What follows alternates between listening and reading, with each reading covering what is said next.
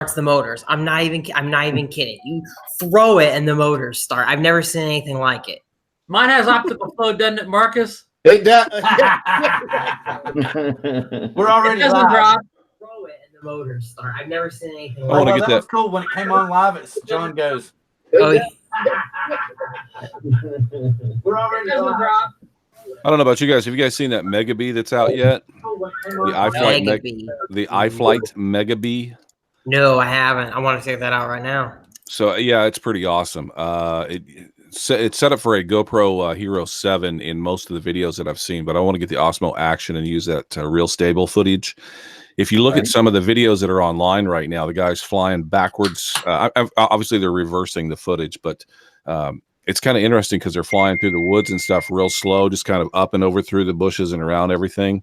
It's FPV, but it's more like a slow flow kind of thing. I think that's kind of interesting. Oh, wow. That Mega Bee looks really cool. If you could put it up to show everybody, that would be cool. I don't have it in front of me. I'm going to buy it. Oh, okay. Okay. You're going to buy it. I'm going to buy it. Yeah. It's one of those things. So I'm one of those guys that when I start thinking about something, I spend a long time thinking about it before I actually make the decision. Me too.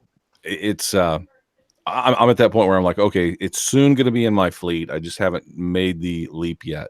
I'll probably do it this weekend. How much is it going to hurt the wallet?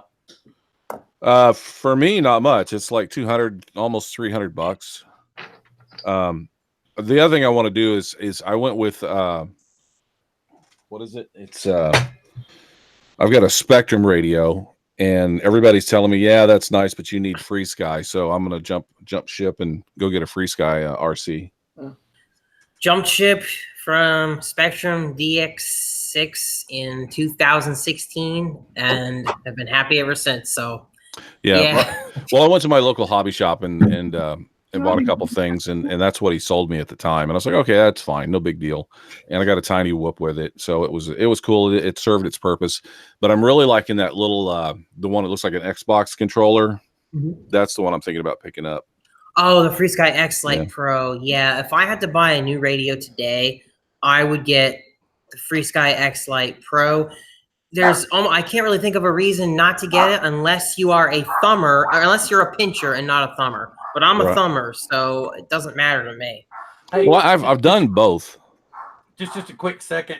We've been live for about 3.5 minutes now. Just wanted to give a quick shout out and say thank you everybody for tuning in to Drone Therapy Season 3, Episode 10. And we're calling it Drone Nation because we're kind of celebrating the holiday a little early.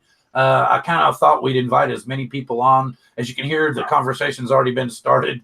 Wanted to tell everybody in the chat, glad to see you. Mason Kaiser, Paul Murray, I'm going to send you a link in just a second. Rick Halber, glad to see you. Greg Pittman, Art, of course you're here. Glad to have you in the house.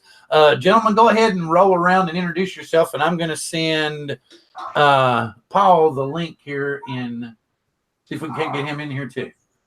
So go ahead. Thank you. I'm nobody. I'm exactly nobody.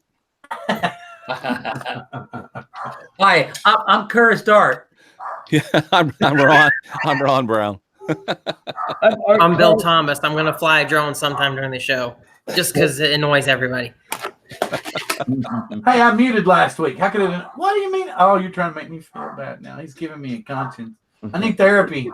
I'm Marcus Crawford. I'm the guy that makes everybody that flies a Femi mad. How's that precision landing going these days, Marcus? You wouldn't believe the anger in the comments over that one, I'll tell you. How about the fog lens? How about a fog lens? Hang on, I'm getting Ethan in here too. Y'all keep going. You know what's funny, Marcus, I'm going to start a new show, Precision Landing Nation. What is going on with my puppet dogs? Yeah. You have a thief maybe at the coming in the window? No, I got cameras everywhere. It'd be going bananas. Okay. So somewhere in this conversation tonight, though, I hope somebody will kind of help me out with Crossfire and understanding Crossfire and how I need to get into that. John, I think you're on deck. I've not switched to Crossfire yet, so I wish I could help you more. Okay. Well, I want to buy the right tools first, and that's why I said earlier I like to do my research and everything, and tap into as much mines as I can before I buy something. I'm not the buying it is not the problem. I just want to make sure I buy the right thing. I mean, I've looked into it, and pretty much It's a module, right? Yeah, and so you're gonna need you really need an X9D Plus, or you need that FreeSky X Lite Pro, the one that you were talking about. So that will just work a with moment ago. Yes, they make modules for both. I've heard the Crossfire will work with QX7, but it's not. It wasn't designed for it, and there's some kind of difference there. Someone can correct me if I'm wrong on that, if someone has it working on QX7, but I know that they specifically made Crossfire for X9D Plus and the X Lite, so you shouldn't have any problems on either of those. Okay, well, I'm going to get the X Lite is what I want to go with. It's kind of funny going out there and having this huge RC in your hands and this little bitty, mega drone flying around. It's like, it makes sense when you're flying an Inspire 1, you have this big RC in your hands, but welcome, Ethan Mitchell. How are you tonight? Hey guys, I'm doing good. Can you hear me okay? You sound great, Ethan. Sounds super. Yeah, you sound great, man.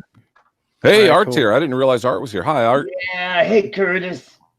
Ethan, Did you check out that fishing video? Yeah, I've the underwater video. So when at my work, when we have a holiday, they put extra work on me to make sure that we get everything done before the holiday. So I don't know why we have a holiday, because we need an extra day just to recover from all the extra damn work. But that being said, I managed to get quite a few things today. So I'm going to be off today, or off tomorrow, and I'll have a chance to check it out. But we're also going to be packing up tomorrow, and the wife and I are going to be doing a little getaway this weekend down at Ocean Shores, where, strangely enough, you can't fly a drone along Washington State because it's a bird sanctuary, apparently. Yeah. Figures. Get those birds. Paul Murray, you need to get in here, bud. What's going on? Has anyone noticed Yeah, how exactly. common it is that drones are just banned at beaches, whether it be public beaches or, Florida? They seem to be banned almost on every beach, but at least from my experience. Long Beach, Washington. Well, for Washington State, we have a unique situation here, and God, I might go off on this, and everybody wants to get rid of me. But so under the new FAA rules that have just been passed, we're not allowed to fly within 5 miles of an airport, and Bill can attest to this. The other two issues that we have here in Washington State are national parks. So we have some major national parks on this side of the Cascade Mountains, Right. With Rainier and all the different mountain casts. So that kind of eliminates those. And then you throw in the state parks. The state parks have enacted this rule that you cannot take off from their parks unless you file for a permit. Now, the permit requires you to file for it 3 months in advance, and it's $150 per flight. Oh my God. Now, government property, you're not allowed to take off and land from. So this includes city streets. So they've pretty much made it a droneless summer for most of us. Now, of course, July 23rd, the FAA is saying we're going to be able to get into the LANT system, which will open up quite a bit of airspace for us. But it's like, what the heck, Yeah, well, it sounds like you guys have bigger problems than just airspace. I mean, with all of that, it's just like one small piece of the puzzle. Yeah, well, it's a big. So if you're not familiar with the airspace up here, we're known for our aviation history up here. We have tons and tons of airports up here. Boeing Field is up here, and Boeing Field has created dozens of what they call feeder runways, where if they've take a jet off to do a practice flight or a demo flight or a test flight, they want places where they can land that thing if they get into trouble. So they have all these feeder airports all over the place that aren't really busy or anything, but they are still an airport. So Right. You got Painfield, you got Payne Field and SeaTac and all the other ones as well. Yeah. And we're a highly populated area. So I can tell a similar story. Last summer, I toured Oregon for a couple weeks, which is just one state south of Washington. right. And they're very similar to Washington. I took my Mavic Pro with me, but between the national parks, the state parks, and the shoreline, which were mostly bird sanctuaries, I only flew it a couple times because it was hard to find a spot. Now in New Jersey, I mean, all you got to do is get in the car, and drive a few miles, you can get to a completely open spot. You're not near the airport, you're not near anything or whatever. So you can just look at the map. You can always find these little gaps, but I couldn't do that in Oregon. So I was talking to Philly Drone Life and also those guys and Billy Kyle as well. And they said that, it's not so bad in like Philadelphia for some reason, but New York, it's kind of tough to fly a drone there. The police there will hassle you. But in Philadelphia, they're like, oh, can we see your screen?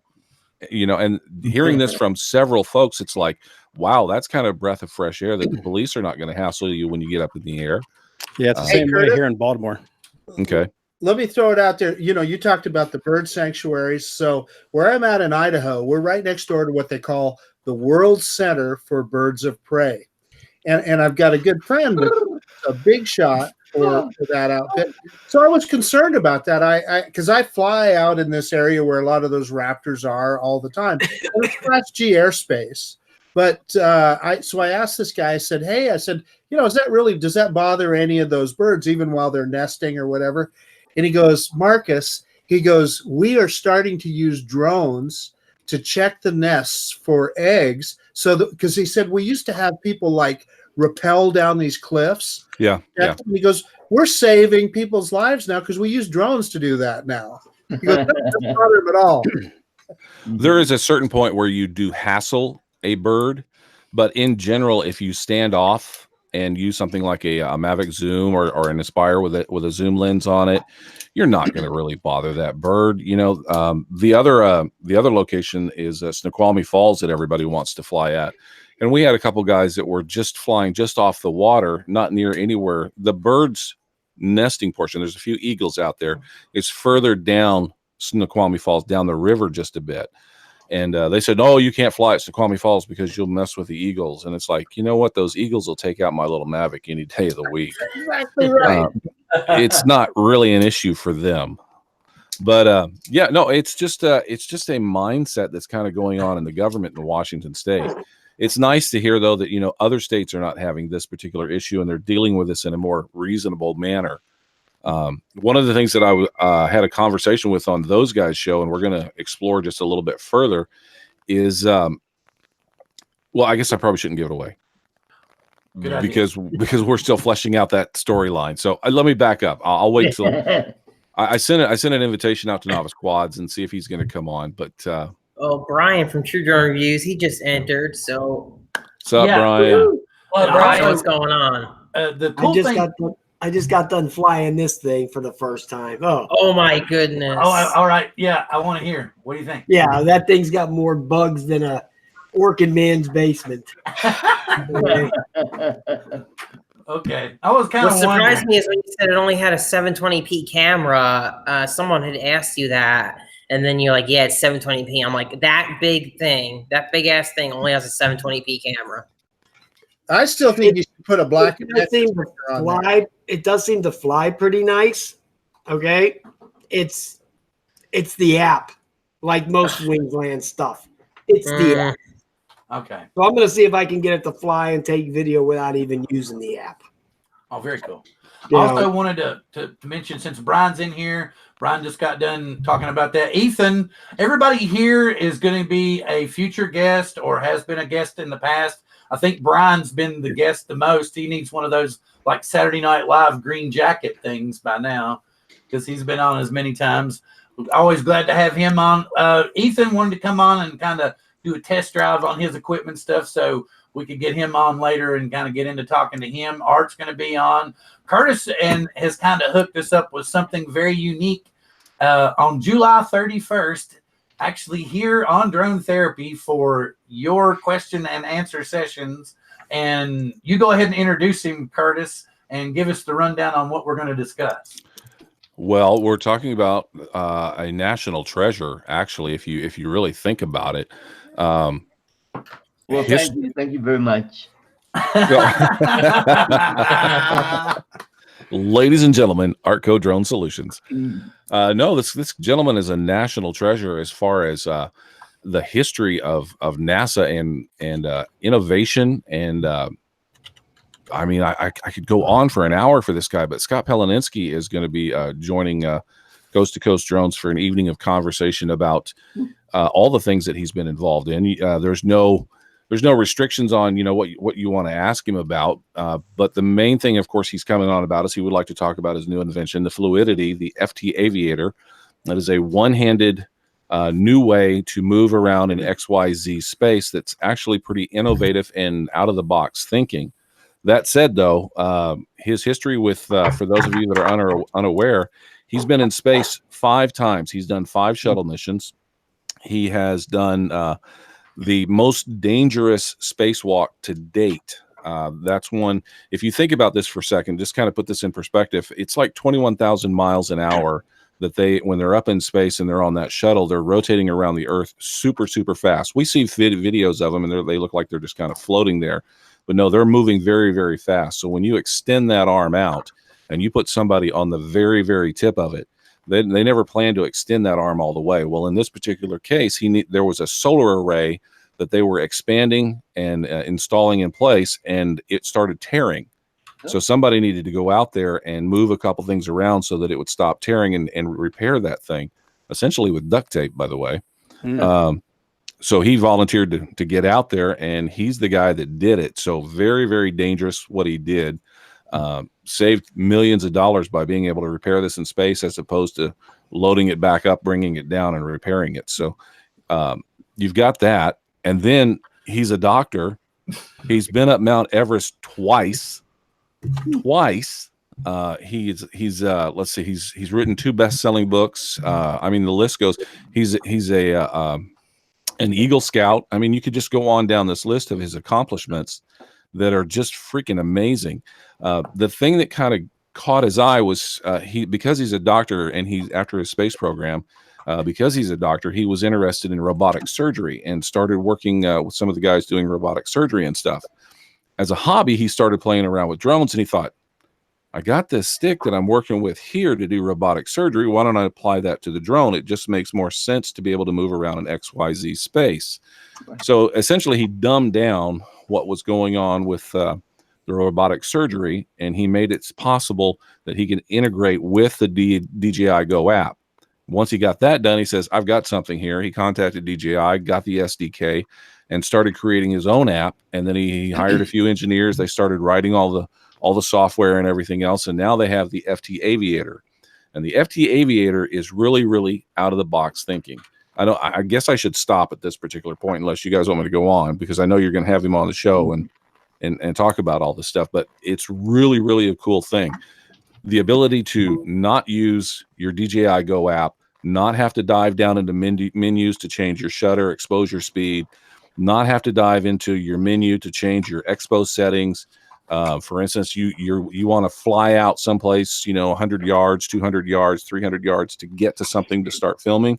You can set it to fly there like rabbit speed, and then set it in turtle mode so that suddenly you get those smooth, buttery shots, no matter how much deflection on the stick. The other big thing is cross-coupling. A lot of people who use the Xbox style RC have a really hard problem continually moving in a straight motion. And if you've ever tried to really, really go straight for a long distance, it's really hard to do. Your thumb gets tired. It'll drift to the left and the right. This eliminates cross-coupling 100%. The ability to orbit is just a twist of your wrist. It's forward and twist of the wrist. And suddenly you have a perfect orbit. Something that took me a year to achieve. A year and a half, and it took me to get to do figure eights. A lot of people can do figure eights, but what happens with a figure eight normally is you'll do the first circle okay, but the second circle becomes a little bit wider, and then the third circle becomes even wider, and then suddenly you're just doing this huge figure eight. Yeah, you can do the figure eight, but you're not really doing a figure eight. Well, with this, you can do a perfect figure eight. So yes, he is coming on Coast to Coast Drones. We're excited about that. And he's got tons of details to share with you guys. Hey, question, Curtis. Have you pre-ordered the Aviator? I have a sample of it coming to me. There was some problems in shipping, and they said, "Hey, Curtis," and I said, "Get it into other guys' hands." I've talked to some of my guys, and my guys have them, and that's good enough for me. What they're telling me and the feedback I'm getting, not only online but offline. my guys from NBC are just ecstatic about it. They're super excited to fly this thing. One of the things that I keep hearing from all of them is it's just fun to fly. It's fun to fly. We've gotten kind of tired of we've all done this. So we've been flying with this Xbox style, and we're flying this slow stuff, and it's not quite as exciting as it used to be. Well, now that you have this, John, you got a growth on you? Yes, what? I was wondering the same thing. Got a growth on. I didn't realize the back of your head was blonde. I thought you were like, I was going, what's going on here? So yeah, it's really pretty cool. But I don't want to dominate the conversation with this. Bill's got the guy coming on, and I'm excited to see him come on here and talk to you guys. I don't know if you. Oh, sorry. I don't know if you guys realize Paul Murray's having trouble getting in. I don't know if we can help him or. Yeah, I just wanted to jump in here real quick and jump into the chat. Say, Paul, check your email. I wrote down the email. I sent you an email out just now. Roger, check your email. You have an email. And I want to jump into the chat and say howdy to who have I missed? Mikey B's in the house. Check out Mikey B. Ethan's talking to people. Paul's telling us about how much trouble he's having. Steve Carpenter's in the house. I've emailed the link to you, so check it there. Ultimate YouTube FPV, glad to see you. Roger here. Nemo, the link's in our usual chat. If you look in there, it's in there. Props off, howdy. Glad that you came in. Glad that you're here. Any questions or anything? Birdman, glad to see you here. I think Ron's going to hook you up maybe. So it's going to be a little chaotic. Just try, if you want to talk and you want to jump in here, just kind of go, hey, I got something to add. Ricky Dove, glad to see you jumping in here. And basically, just don't be afraid about talking over people, because that's going to happen no matter what. I mean, when it's like this. Basically, I wanted to make the subject matter what you're going to do with your drone for the 4th and what you love about drones, because it's like I said, the show's called Drone Therapy because we all get a release from flying drones. Okay. Hey, Bill, I've got a question. This is Drone Therapy, right? Right. Now, where's the couch? No, the whole point is you got to be comfortable. No, I'm talking about a couch, like a therapist. See, but it's tell drone. all your problems. And how does that make you feel? But I'm being therapeutic with the drones. I know. I hate drones. I want all drones banned. God, like they're going. What's going on in the UK right now? Have you guys been following that? Yes, that one idiot who basically insulted every drone user on Earth. God, yeah. And now they try to apologize for it. It's like, dude, sometimes when you say something, you can't unsay it. I mean, any kind of apology from that person is just completely fake. I mean, I don't know who he expects to buy that he's sorry for that. The damage is done. Yeah. Well, hello, Paul. Welcome to the show. Hello, Paul. Hello, everybody. Did you make us some brownies? You know what's sad? Go ahead. Sorry, Paul.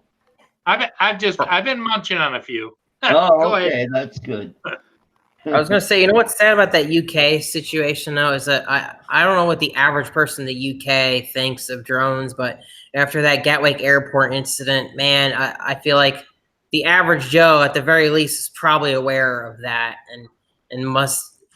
I don't know. I was just wondering what the general sentiment is after all that crap.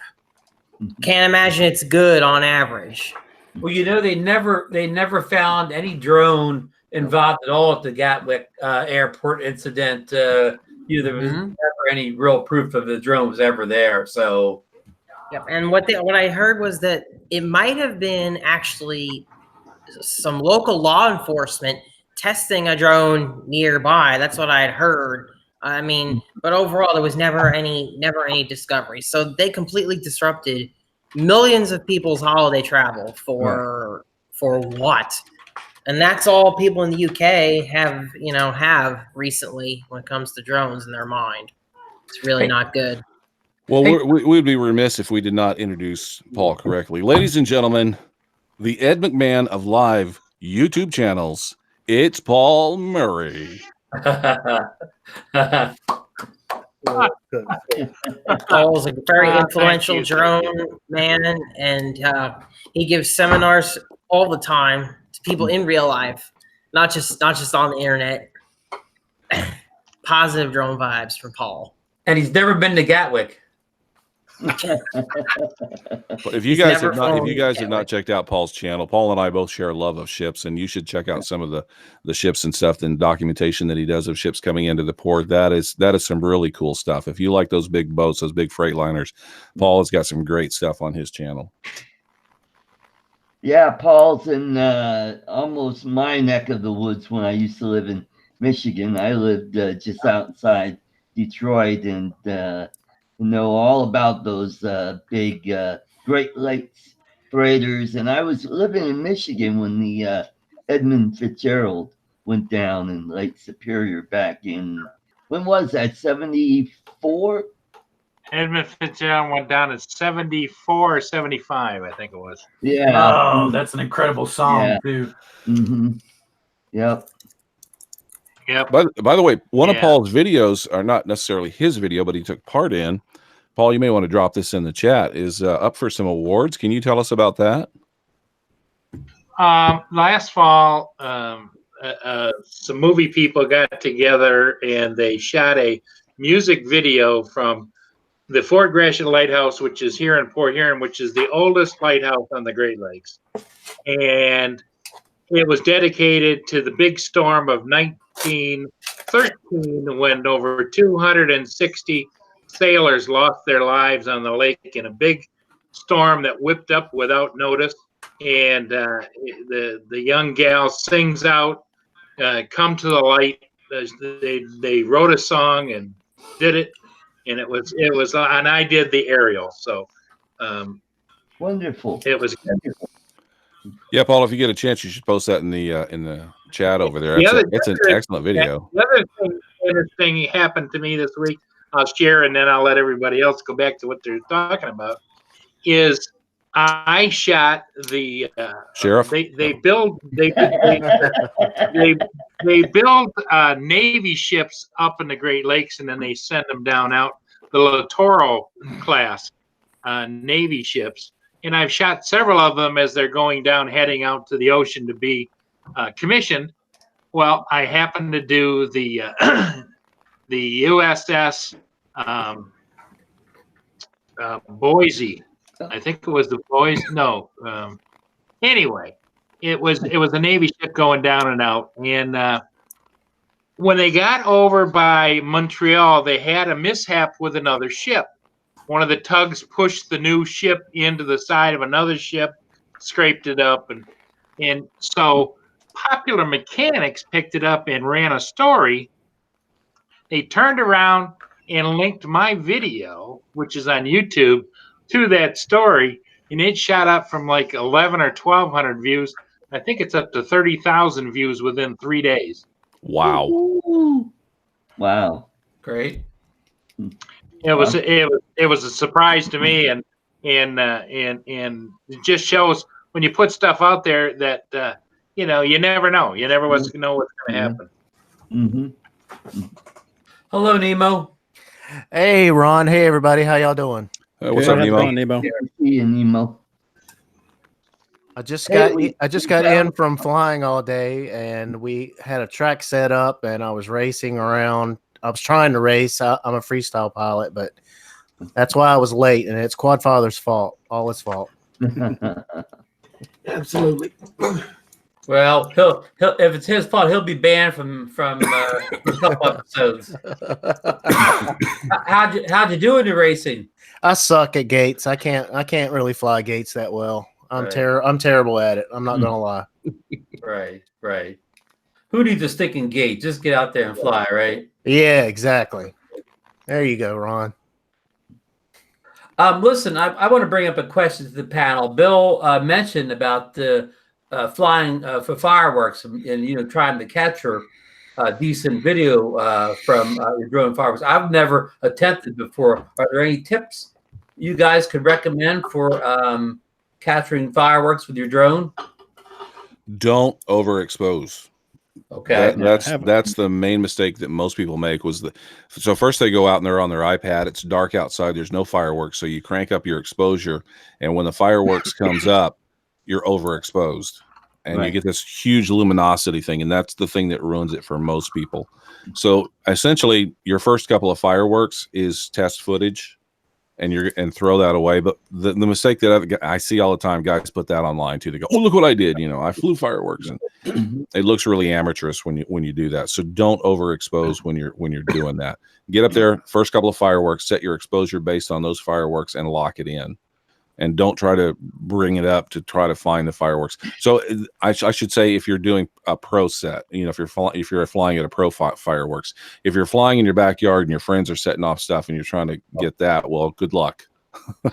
there's no tell, because there's no consistency to what they do. It's like, I'm going to set off this little one now. Now I'm going to set off a big one. The other thing that's interesting in Washington State is fireworks are illegal in the town that I'm in.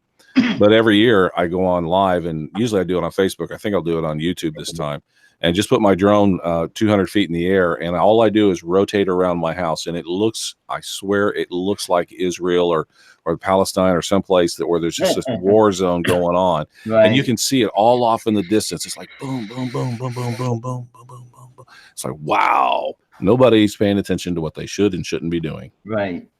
What do you think about putting on an ND filter, Curtis? I think it's a waste of time in the evening, personally. Yeah. I think you need, because it's a very, very close line from overexposure to being underexposed.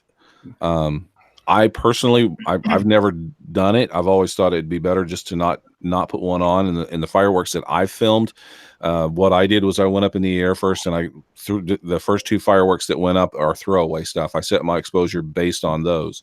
The problem most people, and I had as well, is when now after that fireworks goes off, you're looking at a very black screen on your iPad or your phone or whatever it is you're using, and you're thinking, I'm not set correctly for the next one that comes up. But as soon as it comes up, everything's set perfectly. Paul has a great example, by the way. Paul did a fireworks video that is absolutely perfect. The luminosity that's coming off of the fireworks, the brightness, the glow.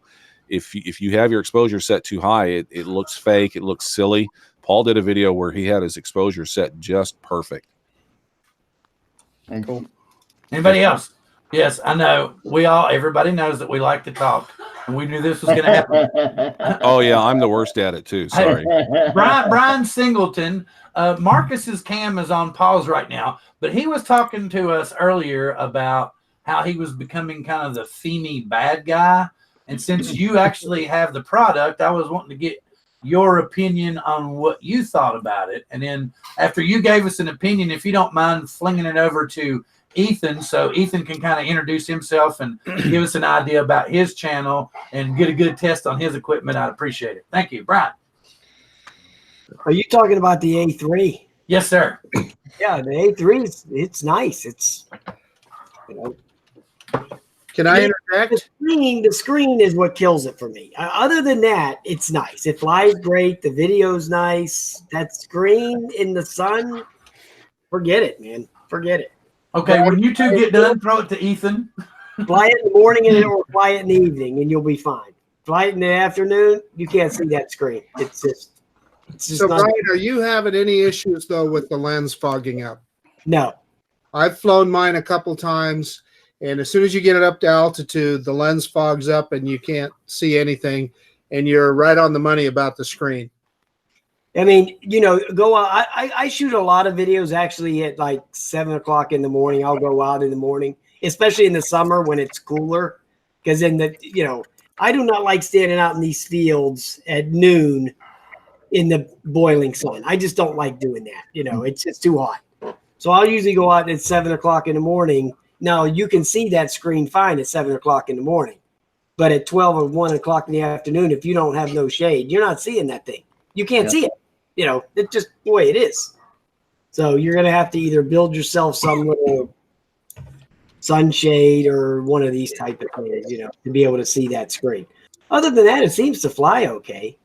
Another issue I had that creeped up the other day when I took it out to make my actually first real flight video was that I know I charged the battery, and then when I got out there and turned it on and everything, it looked like the battery gauge was like at the bottom third. So I'm starting to fly it around, And I'm talking on the video like, okay, I don't know if I can do anything because I think the battery's gonna die here. So I'm babbling on about I don't have no power left, but it kept flying. I don't know, man.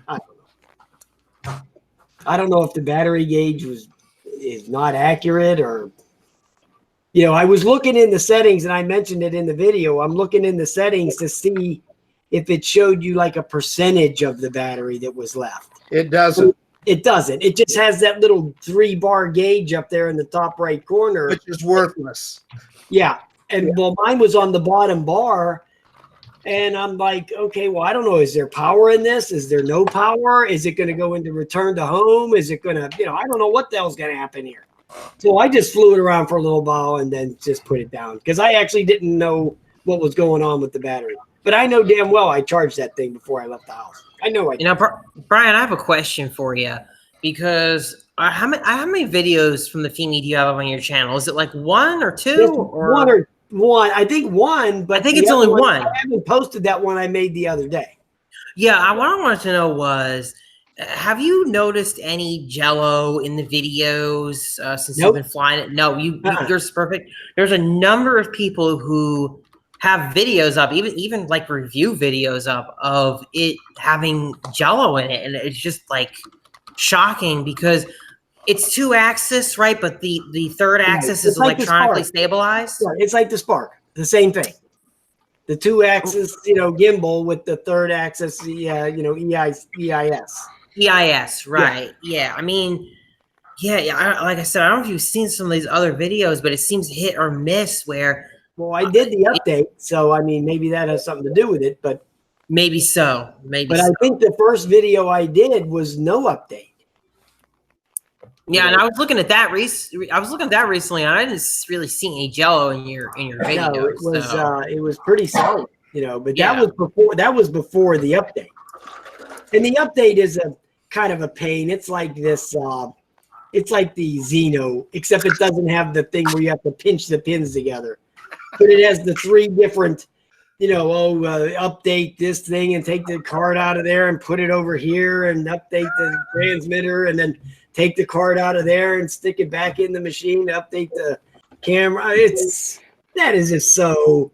At least we know. That is just so amateurish. I mean, for 229, it's hard to expect a lot, but like Marcus was talking about earlier, you know, if it works, if everything on it works, it's great. If things like are happening to him where the lens fogs up or you get one and there's Jello in the footage, that's just a no-go, you know. With these types of quadcopters, when they have updates, I'm always just happy if it's not broke. Yeah, which is terrible. If it's not broke, I'm happy. Okay, even if it didn't make it any better. Okay, I don't care. As long as it doesn't make it worse. Right. Yeah. Don't make it broke. Don't put out an update. Then I fly it and it flies off to Tanzania, and then they send me an email the next day. Oh, we're sorry, we recalled that update, and we're not doing that now. Yeah. So I just don't want it to be broke. Okay. Okay, just a quick that's cool. I wanted to get Ethan involved too, but just to kind of give you an idea, Ethan, that's why Bryan calls his channel True Drone Reviews. He'll tell you if it's a turd or not. And he'll even run over it with a vehicle if it is. So that's really good because that's really what we need, you know. All right, and I want to throw it over to Mr. Ethan Mitchell, one of our future guests. He was here tonight to join us for our celebration and give us a brief overview of your channel and what you might talk about to us in the future. Hey guys, well thank you everyone for having me on. I've been watching you guys for a while now, and this is my first time live streaming, so I'm just testing things out to make sure everything's working. I can already see my Canon camera is not working very well, so I had to switch over to the webcam on the computer. But my channel is basically drone reviews and tutorials. I like to do a lot of tutorials about how the different drones work and how the different apps play out. I've done most of the videos have been on the Paradinafi, but I also have the Mavic 2 Pro, have a Spark, and I also have access to an Autel Evo, DJI Mavic Air, and the DJI Mavic Pro Platinum. So I'd like to kind of do a lot of videos comparing all those drones. Oh, very, very cool. So Ron, would you have any questions? And I noticed Marcus has gone blank again. We've discovered that in Google Hangouts, 10 people are the limit for how many you can have on. So the next time we do this, or heaven forbid, I can get the drone table up and running, we'll do it using Curtis Dart's platform. I'm going to say Curtis Dart's, even though I know it's probably, he might be invested. I don't know. But we'll use Zoom, and we'll get we'll use Zoom, and we can get everybody on. We'll have much better video. And it's ironic that you bring that up, because that is exactly my plan. I'll be gone this weekend, but next weekend will be the official launch of my personal channel. And one of the things that I want to do is get 100 people, and we're going to call it Let's Break the Internet.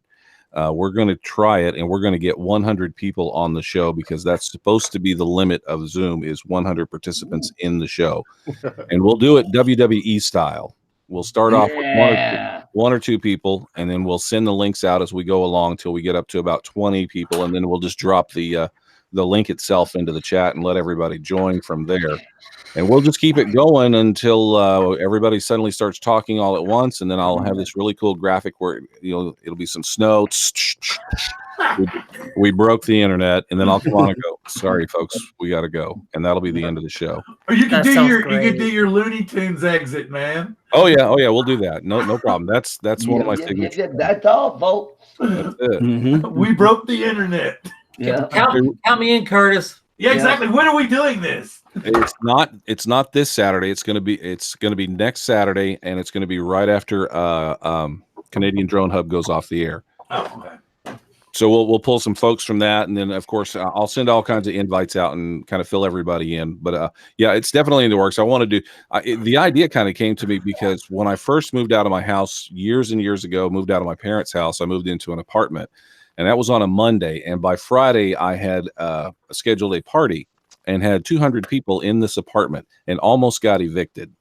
In fact, the security came up and they were like, these people got to go. You cannot be doing this. And I was like, oh man. So I figured since I'm going to, launch my channel that way, I figured that'd be a nice way to launch it. Just have everybody come in. Congratulations, Kurt, for, starting your channel, whatever. And just do it that way. Hey, real quick, I want to do Indy Kurt, by the way, in the chat has a great idea and a nice pro tip from an amateur. Get the audio from a different source so you can stitch it together using somebody like Audio Jungle with their fireworks sound effects. Use that instead of using the actual sound effects that you get from your iPad or whatever, recording it that way. It'll be much, much better. And then, of course, stitch it together in Final Cut or Premiere or whatever, Filmora, or whatever you use. So that's a great tip, by the way, Indy Kurt. Thanks for that, by the way. Yeah, Kurt, I didn't know you were in the house. Glad to see you. He's always kind of hanging out in Coast to Coast Drones on Facebook. Good guy. I see Sean, what is this? I want to say Bogue. Don't get wrong if I said it wrong. RD, Drone Reviews, Chris Hope, everybody. Just like I said, again, we didn't realize that 10 was the limit. Hey, Bill. Yes, sir.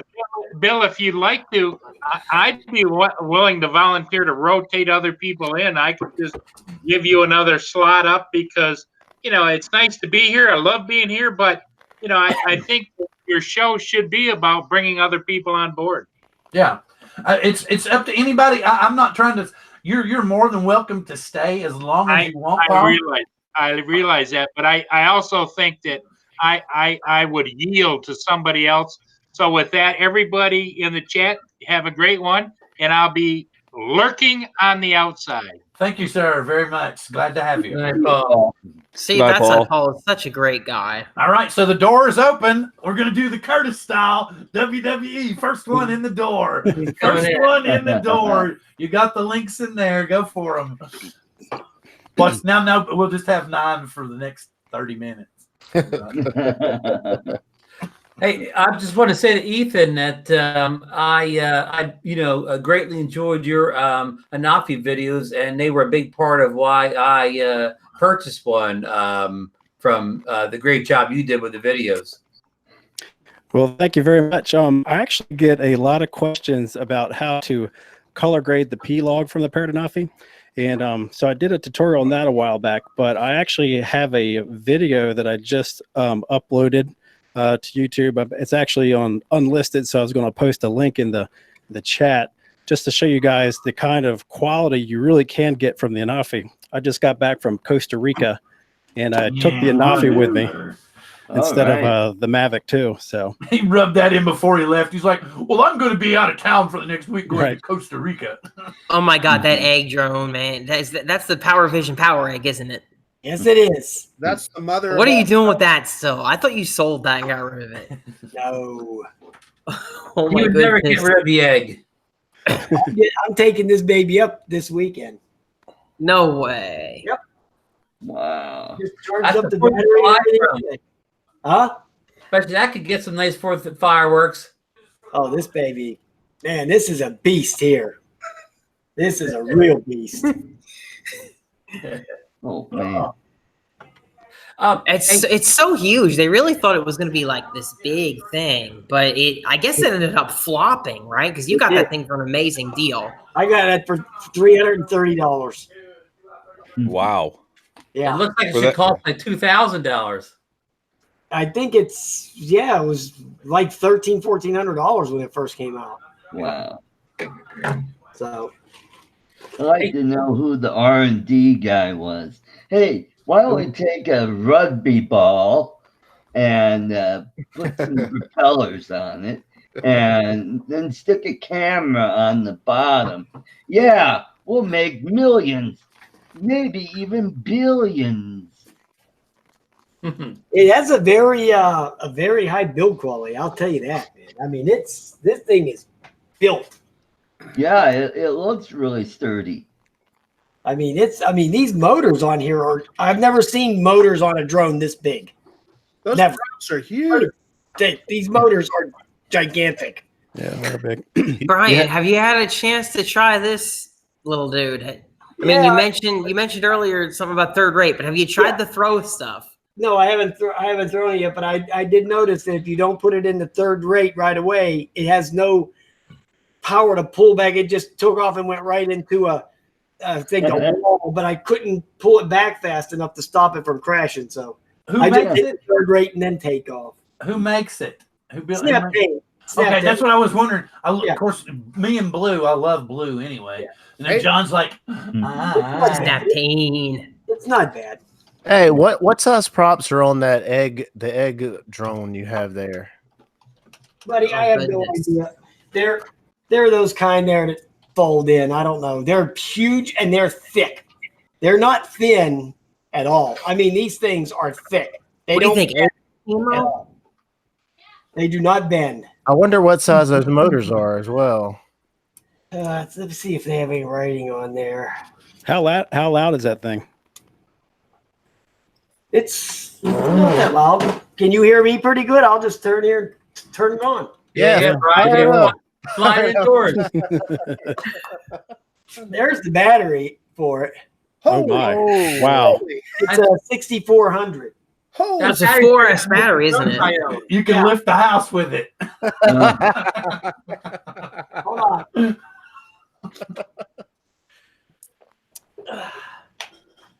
Now I actually, in one of this my is great.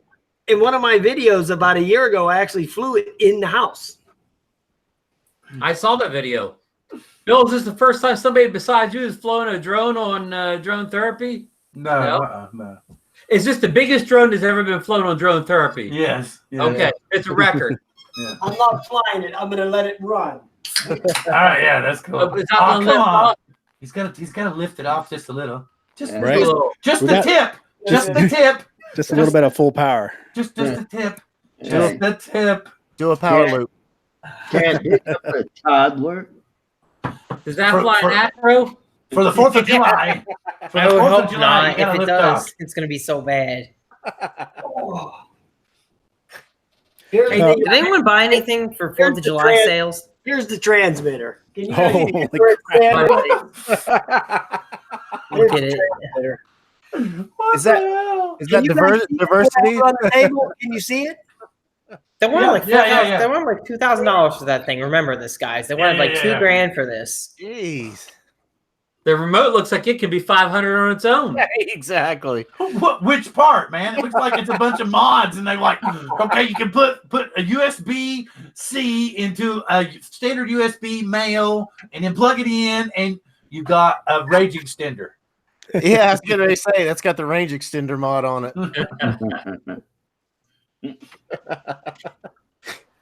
It'll go 100 yards with that range extender. Oh God! Here we go. Wait. Let's go ahead. Here we go. Shh.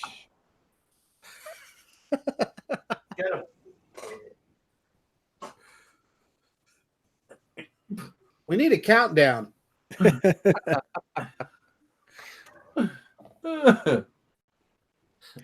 Hey, Bill. While we're waiting, I sent you a link to your email. Yeah, I know. I saw it. I'm getting ready to look at it, but in order for me to look at it, I have to mute in here so I don't. Everybody's like, "Oh man, what is that?" Yeah, do a Matty flip with it. Just give me a second. I'm trying to get it to. Here's your countdown. 7. Oh, here we go. 5. No, I don't know why. Uh-oh. It won't bind. 3, Oh, maybe not. 2. Flying it over to your house. There. Failure launch. Wait a minute. All right. Brian, those props look mean. If it goes ape shit in your house, you're gonna be in trouble. Yeah. I mean, that's gonna really cut you. Those props will cut your arm off, man. Yeah. Marcus, did you say failure to launch? Gotta Hey, have a Marcus, does that egg drone have precision landing? Yeah. Let's test I it. tell you what, I get really upset about the All the precision egg drone landing. fans will get mad when you say it doesn't work. Was that premature population? I want to see it chop up some bananas. It's running right now. Oh, it's Oh, right. whoa, it is, man. Oh yeah, you don't even hear it. No. That's not bad. Wow. take it around the living room. Go ahead. That is Yeah, pretty we gotta good. lift off, man. We gotta lift off, man. Bill, can you highlight his video? I had some room in here. Oh, I it is. Okay. like as I do it indoors before when I had more room, but I don't want to kill the cat or anything like Oh, that. come on. Take off. You got us It's halfway okay. there. It's okay. I'll get us banned from the air. You got us halfway there. You can't tease us. You got to at least lift off. Hey, I chased my sister's cat with the fella last weekend. Here we go. He's going to take off just a little bit. Okay. Yeah. That's what she said. Just a little. Just a little. Just a little bit. The props are only carbon fiber. They won't hurt anybody. Oh, Think of it as cleaning the house. No. Yeah. Oh, come on. It's like. Oh my God, that was hilarious. Oh. I'm going to need an app now. Oh, hey, I know. You have to calibrate the compass. Oh, there you go. You got to pick it up. Through all that power. You know, I hardly ever do that on my quadcopters, and I never have problems. I calibrate the yeah, compass. same here. I buy them and I take them out. I calibrate the compass, but I'm not in one of these people that, oh, you got to calibrate the compass every 15 minutes and all that crap. I never do that. And I never have any trouble. I've never wrecked my Mavic Pro, my Mavic Air, my Spark, any of them, the Nauthy. I've never crashed any of them, and I never calibrate the compass. Never. Well, most of them will tell you if you need to calibrate too. Right. They'll tell you on the app. Yeah. Yeah, Actually, I don't the only just one I've do had to it. calibrate on is the Mavic 2 Pro. It seems to always want me to calibrate the compass for some reason. Hey, I mean, so if speaking I of want a new spot, I might do it. But when I flew that Mavic Air video I made about a month ago at that bridge, I don't know if anybody ever saw that. Was that Elizabeth Bridge video I did? I saw it. Okay, I never calibrated the compass to do that. You know, and I had flown 30 miles away from there the flight before that. Send it. So we're talking about throw to fly drones, and there's 4 of us in here that have, at least I know, that have the Anafi, and that's the coolest thing with it. You just hit the button and it gives you a countdown 1, 2, 3, and you throw it and it takes off. yeah, well, my luck it crashed to the ground or something. Oh, I did learn one thing on Facebook last week, that the Anafi will fly with 7 props. Really? Yeah, because there was a guy, he posted the video. One of the props flew off, and it flew. I mean, not that great, but he made it back. Was that Ron Brown? Well,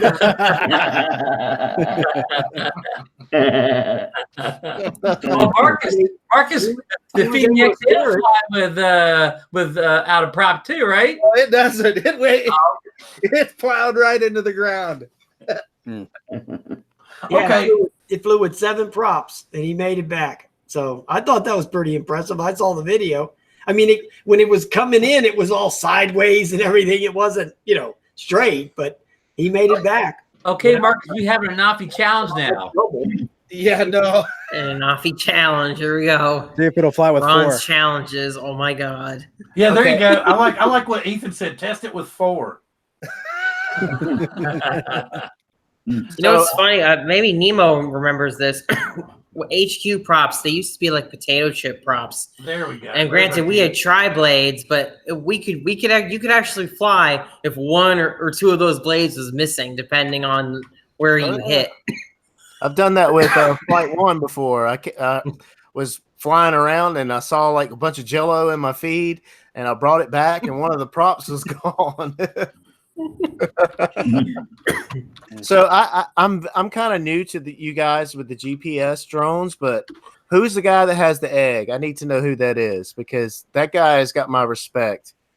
He was gonna fire up that thing in the house, and to me, that's like I got mad props for that. No pun intended. Yeah, that's Brian Singleton, who I nominate for president of the Drone Nation. Okay. I've seen him in chat before. Nice to meet you, Brian. Nice to meet you too, sir. Yeah. But I did actually fly that thing in the house on a video last year. I mean, I actually took it up. I saw it. I can confirm it. And it was like blowing the blinds all over the In summer, you can use it as an air conditioning or fan, right, Brian? Yeah, that thing produces a ton of thrust. And believe me, the thrust coming out of that thing is unbelievable, because the thing is very heavy. It's not light, Yeah. With that battery, I'd say it's probably pretty heavy. Yeah, it's pretty heavy, but it's got big motors. And I'm taking it out, I think Saturday morning I'm going to take it out, because I've actually only flown it outside one time. Oh, and I've had it for a year. I've only flown it outside one time. So. Yeah, it needs to get out. Yeah, I need to get that thing out of there. But I got that FEMI X8 coming. That should be here like it'll precision land any one of these days at your house, Brian. I don't care about precision landing. Good man. Good man. I'm happy if it just lands. If it lands somewhere where I can bend over and pick it up, or I just hand catch it. One or the other. Hey, I'm just happy when they come back. Yeah. So we mentioned earlier that July 23rd is the big date when we can all start flying, because the FAA is going to enact LANC for us, LANNC. I'm going to put a link in the chat over here. There's a webinar that the FAA is going to be putting on to show you how to use the LANC system. If you guys are planning on flying at all using this system, you might want to attend this webinar. So register for that right now. Is that the thing Ken was talking about the other day? Oh yeah, is it 2 weeks? Is that the thing Ken made a video on? Yeah. Ken Hare made a video about using it. Yep. Yeah. Okay, it'll definitely be really nice once they get that into place. It's I have a 107, and just makes it easy to get up in the air in controlled airspace. Yeah, for the hobby guys who are not familiar with how to use it, they're going to have a webinar, and just go click on that link that I just dropped in the chat and register for that webinar. Even after the webinar is over, it's still going to be there, so you can watch it after work or whenever. Well, is that a thing you only have to use if you're in controlled airspace? Mm-hmm. Right. Yeah. Yes. You don't have to use that if you're in a 400 limit, or if I'm in an area where It's only when you're flying near airports within 5 mile radius of an airport, and you want to fly in that area. Previously, what we did was just call and notify the airport, and they don't want us doing that anymore. The reality is there are more drone pilots than there are real pilots. There are more drones than there are real planes, and we've just swamped the system. So they quickly realized, wait a minute, we need to get you guys on LANC, the hobby guys. We need to get you on LANC as well. Okay. I try to avoid those areas if I can. Like that park I usually go to is right outside of that map. You know, I look at that air map or whatever it is. So I'm like right in this little sliver where I don't have to notify. But I do. But there are a lot of heliports around here. But those helicopters seem to be a little bit higher than what I'm doing, because that area I fly in, I usually keep it at 200 feet. Even though I'm allowed to go 400, I don't seem to need to go more than 200. So, yeah. I rarely go over 200 either. Likewise. I'm going to say that since we're at 10 again, that one of us needs to drop out, and I'm going to elect myself to drop out now so somebody else can jump in here and have some fun. Thank you guys for having me on. I will hopefully talk to most of you, if not all of you, in a couple of weeks on Saturday, and have all you guys on there, and we'll have hopefully 100 people on the show. That would be freaking awesome. What are and you Art, talking hey, about? I talk to you every day. Yeah, that's true, but not live. Yes, true. Yeah, true. But anyway, I'm gonna jet out here so somebody else can jump in. You guys have fun, and I'll be in the chat having and talking to everybody. See y'all later. Thank Thank you. you, Curtis. Something else I wanted to see. I can see Chris Hope just joined us, but his camera isn't on, so maybe he will grant us some access here in a minute. Curtis had posted with the registration for the upcoming webinar on how to use the Lance system. I wanted to post another quick link also, if you'll look into the chat, that the FAA has actually got a whole page where they're conducting webinars just for UAS. So, unmanned aerial vehicles. So you can go check it out. They've got stuff beyond just the webinars on the Lance system. They've got stuff in August, September coming up. Those are all stuff you can sign up 2 weeks in advance of whatever webinar you want to check out. Just like that Curtis had posted for us right now. It's about 2 weeks out. So be sure to sign up for that and anything that you would like to do in the future. I would also like to recommend, I know when it comes to apps, everybody's familiar with AirMap and Kitty Hawk for getting your authorization, but I would also recommend to take a look at Flight Radar 24. If you download that app, that'll give you real time of airspace of like all the vehicles that are flying in your airspace in real time. In my area in Baltimore, we have a lot of helicopters flying around, and I live right next to an airport, and when they come in really, really low. So it's nice to have that app up so I can see if there's any in the area. Right. And that app is? It's called Flight Radar 24. Flight It's free. Radar 24. Okay. Yep. I'll write that down. Well, I guess it would help if I would give you a wrench so that you could actually post it in the chat. So that would help. Let's see. Wrench me, Bill. Wrench me. Yeah. There we go. There it is. There it is. I had to go back and find you. Yeah, this is the time of day everybody knows that I get phone calls. It's the telethon again. Yes. And also, as you can see, I just posted in the chat our link to the Teespring Coast to Coast drone store where you can pick up, the John Cuppi inspired t-shirt that you can see John and I both wearing tonight. Do you have yours on, Gary? No, Gary's hiding. He's got the black sheep on. These are inexpensive t-shirts that are available in the Coast to Coast drone store. And you can also, if you'll check, you can look and see the new Drone Therapy logo and t-shirt is also available at a super cheap price of only $16. I think I get like 60 cents, and it's the minimum that'll let it be. So I think that's the lowest it'll let it go. So get a chance to check those out. Also, if you'll check out Ethan's link that he just threw up there. What's that too, Lee? Is that tell us what that's too, Ethan. That's a quick edit that I just threw together on the airplane last night of some footage that I got with the Anafi in Costa Rica. And actually a piece of that's going to be in my video that I'm working on now with that showing how you can do dynamic tracking with the Anafi with it not actually tracking you. The follow me mode that the Anafi has only tracks the GPS that's on your phone. But using this other method, you can actually track a moving subject that you're not on. So, Ethan, I know this isn't the place to break out into a Nafi Nation tonight, but you're rolling pretty good with your camera and mic there. Marcus and I hate to speak for Marcus, we would love to have you come on our muddy show, which we call Zito Nation, but it's a Nafi Nations, whatever drone we're talking about that night. We would love to have you come on for an hour and talk a Nafi with us, because obviously you're already way beyond Marcus and I, so we have a lot of questions. Our regulars will have a lot of questions, and we'd love to have you on sometime on a Monday night. If that, Ron. Absolutely.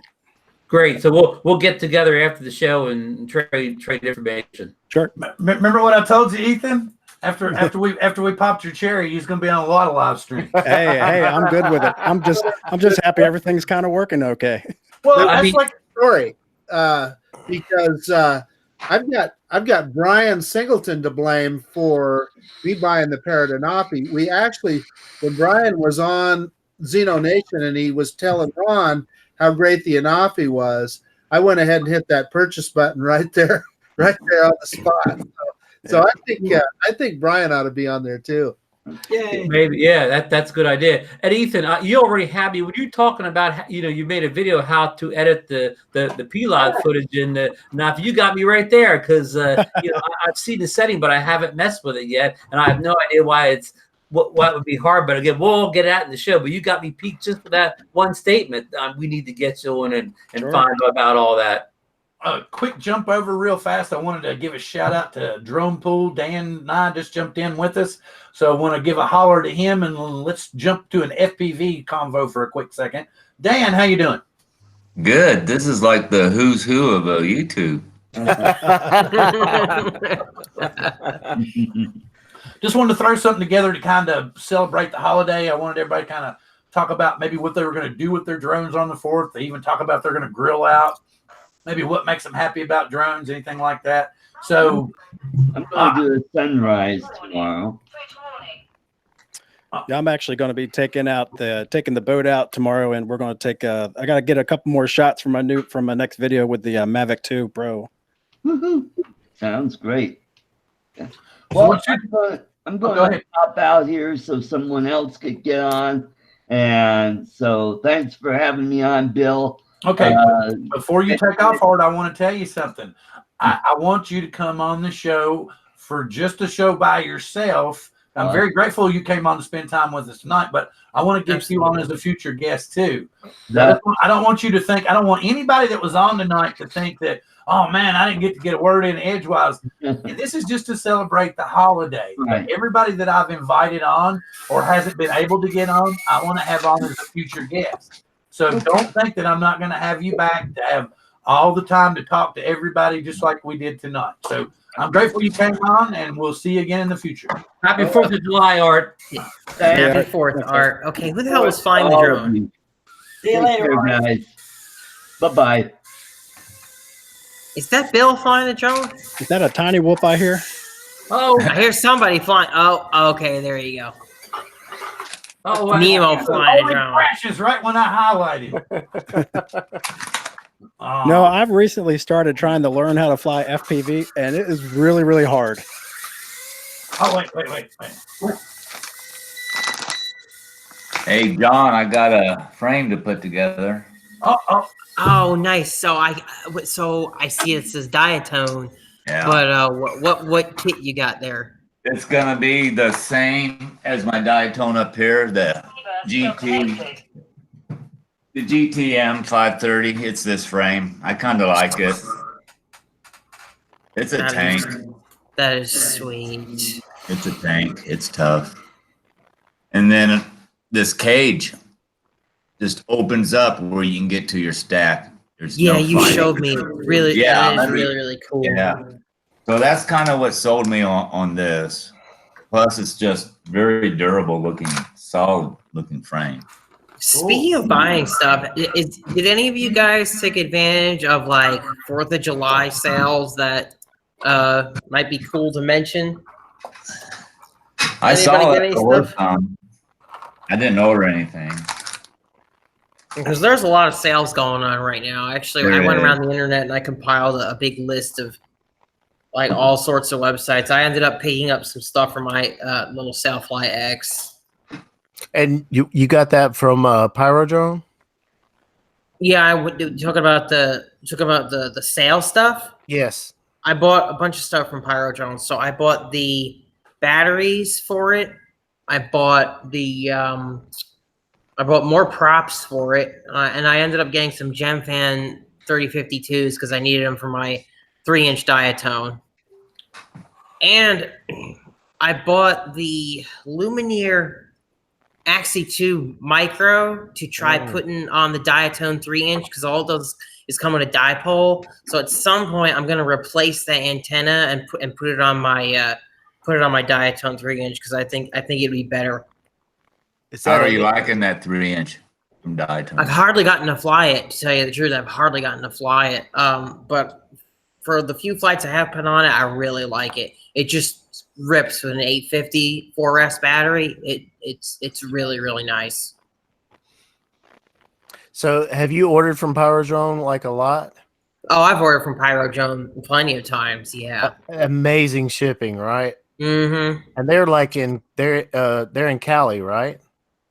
Something like that. Yeah. I mean, they are amazing. They super fast and like, I mean, it's crazy how fast they get stuff from Cali. I mean, I'm in North Carolina, East Coast, and like 2 or 3 days, and it's here. It's just like it's crazy. They're very fast shipping, and today they had like a 12% off coupon. I think it was 12X or something like that would get you 12% off, and then after that, their coupon is like fourth, just 4TH, and it'll get you 10% off. So I took advantage of that so I could get some of those batteries for fairly cheap. Because those 300 milliamp hour 3S batteries for this, they're like $9 a piece, and some websites they want like $12 a piece. I feel like they're just in high demand, so they're really killing people on the price of the batteries. Did you see the 4S toothpick type quad that was released? I can't remember the name of it, but it actually was posted on the Pyrodrone Facebook group. It's a toothpick. Look, it's 65 millimeter props, but it's 4S. It looks ridiculous. I have not seen it. If you remember the name, that would be really cool. I would love to check it out. Yeah, let me do some research. I'll maybe post something in the if you can find the name of it, I would love to see it. So what do you guys think of like the 4S versus 5S versus 6S? I have 2 roosters that I've been flying on 4S, and I'm still very rookie at all this. But seems like I've heard people say that 5 and 6S can be better as far as like throttle control. 6S will get you a lot more flight time, like a lot. Like I was flying today with some guys, and they were like, geez, man, what kind of battery do you have on there? And they didn't know I was flying 6S, so it's a lot better. Plus, you have, depending on the kV of your motor, you have the option to be like, you have a lot more punch. I mean, a lot of people say, hey, it's no better than 4S, but I personally prefer 6S. I mean, I still fly 4S because I have quite a few batteries that when I was flying before, because I remember going from 3S to 4S, and I was like, oh my God, this is crazy. So I'd say give it a try, man. I mean, it's depending on the kV of the motor that you choose. I mean, it can make a huge difference. It really can. Yeah, I was noticing that one of my 4S batteries is a 1800, and it's weighs significantly more than the 1200, and I feel like it flies better with the lighter battery. Yeah, now I mean it depends on what how you're flying. If you're trying to fly freestyle, then it doesn't really matter. But if you're going for racing, you want to do something kind of fast, which I mean,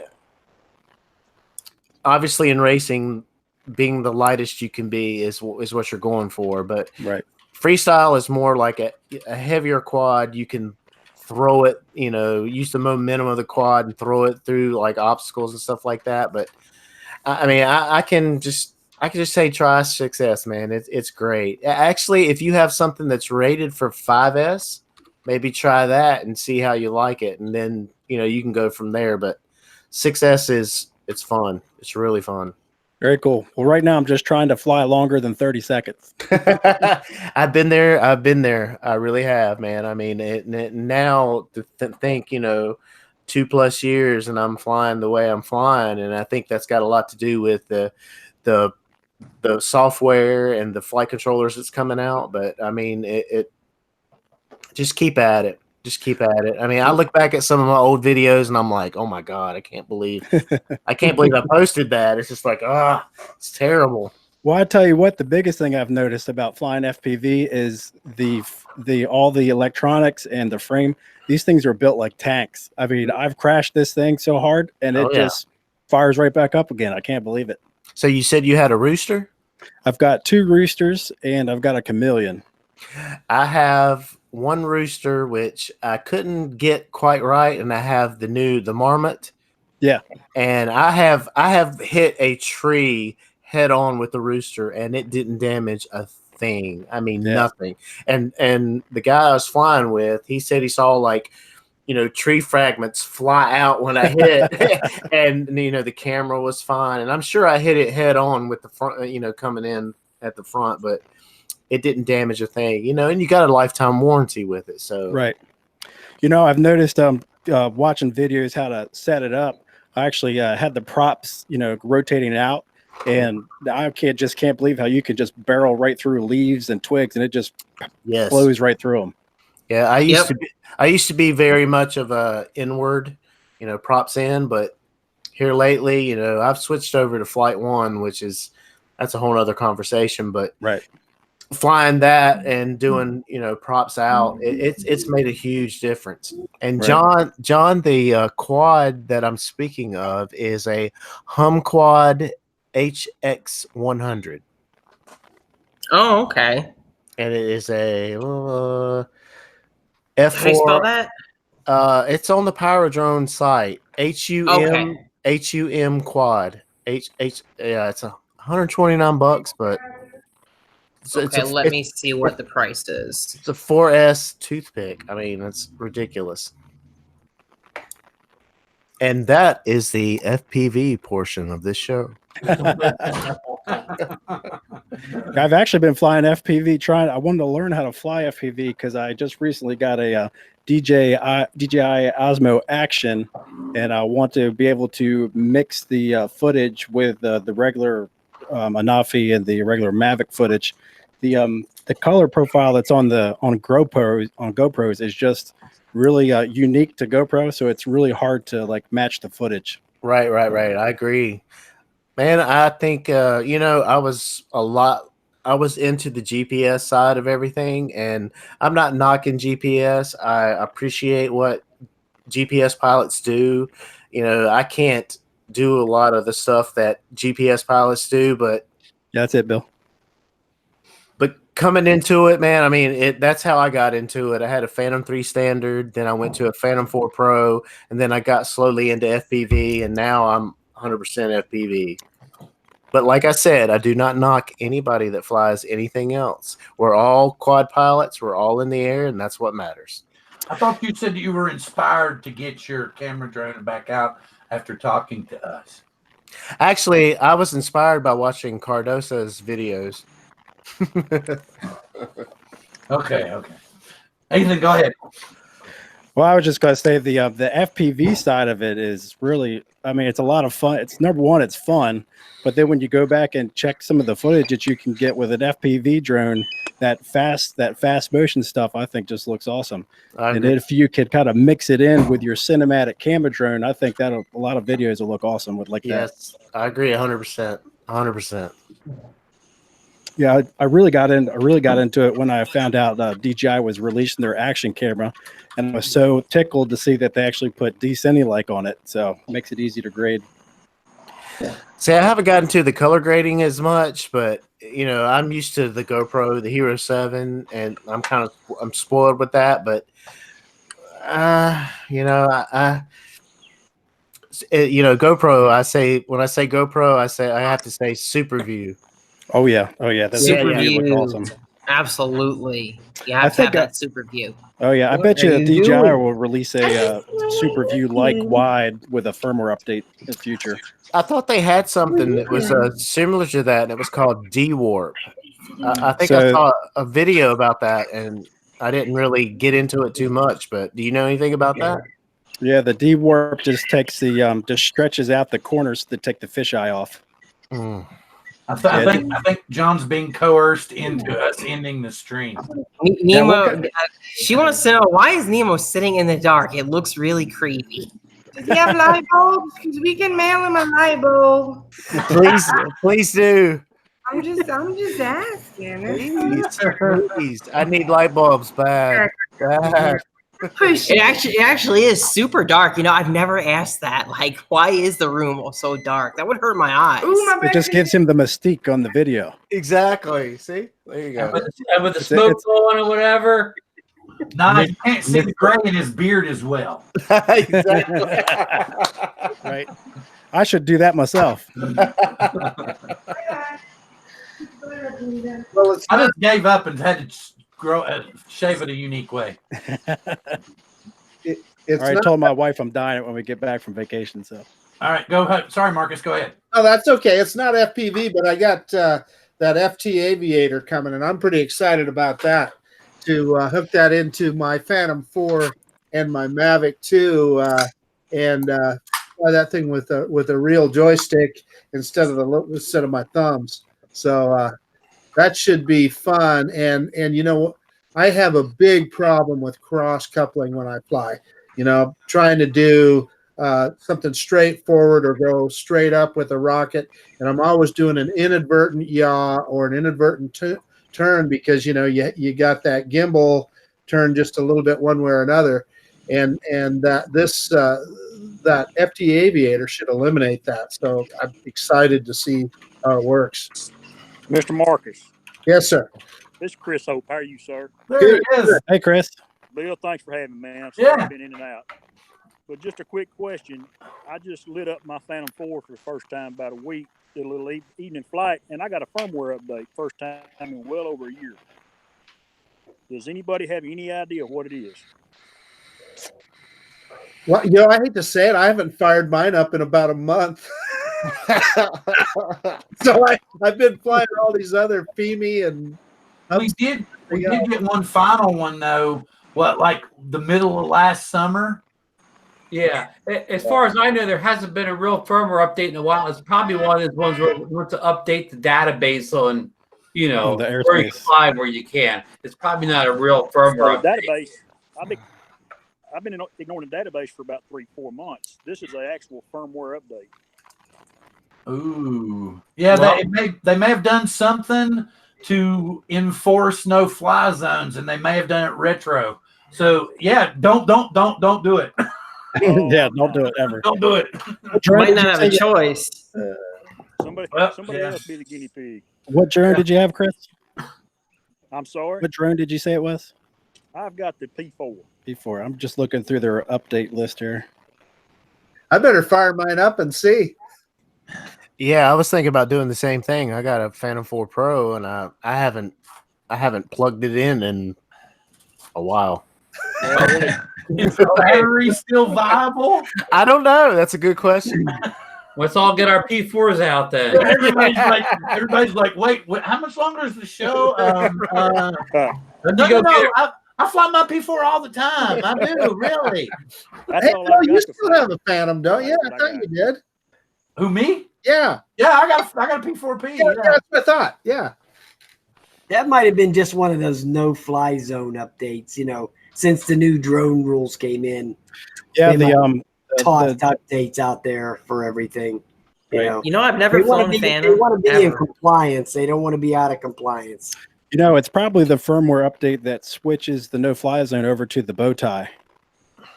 That's probably what it is. You've never flown a Phantom, John? Or Never John. flown a Phantom. No. Surprise. When Phantom had first come out, I skipped that whole thing. I was flying something else. I chose something called the 350QX from Horizon Hobbies, I bet a lot of people here might not know what the heck that thing was, but it was way cheaper than the Phantom. So I'm like, yeah, I'm gonna buy this instead. Be careful, because Bryan will send you one. I still got my Phantom. I haven't flown it in forever, but I still got it. I'm wondering why that is, though. Why do we have, like, you know, at one time that was the flagship, and now people don't really fly it that much. But once you stick it in the air again, you'll realize, why have I let you sit for so long? Because the picture's unreal.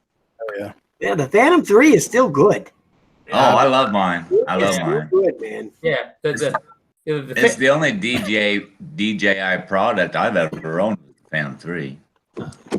Well, I'll tell you why I don't like the Phantom series. It's because it's just so big. My Mavic, I can literally throw it in my bag at a moment's notice and be like, all right, you know, I'll take this. If I decide I want to break out the drone, I'll do it. If I decide, nah, I'm not going to do it, then it's really no big deal. With the Phantom, it's such a anything Phantom size is such a huge hassle. You got to bring you really need to put all your stuff in a case. Yeah, you need a suit. I had a suitcase for the 350QX, and I remember putting everything I needed in this gigantic metal suitcase, loading it up, and it's like if you don't prepare, there's so much preparation. I got that Phantom 1 I bought last year. Oh, go ahead. No, Brian, talk about the Phantom 1. Oh, Chris was saying something. Let's see what Chris needed to Oh, okay. Yeah. Go ahead, Chris. No, it's all good, man. I'm just Phantom 4 ports on that. I'm gonna fly it. Oh, very cool. Yeah. But yeah, I wouldn't update the firmware. That's cool, man. Hey, I'm gonna go, man. Thank you. It was glad to see you on. Maybe we can get you on. Thanks, Chris. All right. Take care. Hey, thanks for having me, Bill. We'll get you on again. Y'all take care, guys. All right, thank you, sir. Have a good Hey, fourth. no problem, brother. Holler. Have a good fourth. I tell you what, though, with that firmware update, if it is the no-fly zone, the new bow tie thing that DJI put out, when the FAA rolls out the Lance for hobbyists, you're going to want to update that. Yeah. So you got the big DJI and you got the little DJI. There you go. Since you threw that up there, I want to ask a question. Why does everybody really think we're going to have a droneless summer?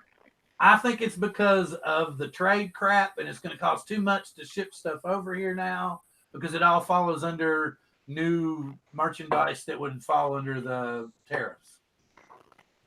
I think it goes back to what Jeff was saying last week. I mean, what do you need to put out? Your DJI, you've already, I mean. The whole point is that's how bigger companies get taken down, is when they think, oh, unless somebody puts something huge out, they're going to knock us right out of the fence. I agree. They've got stuff chewing at the bottom of their field right now. Right. Spark is not the #1 tiny $350 drone there is. It's actually got some serious competition now that the Xeno's got the firmware worked out, and it's actually putting out some good pictures.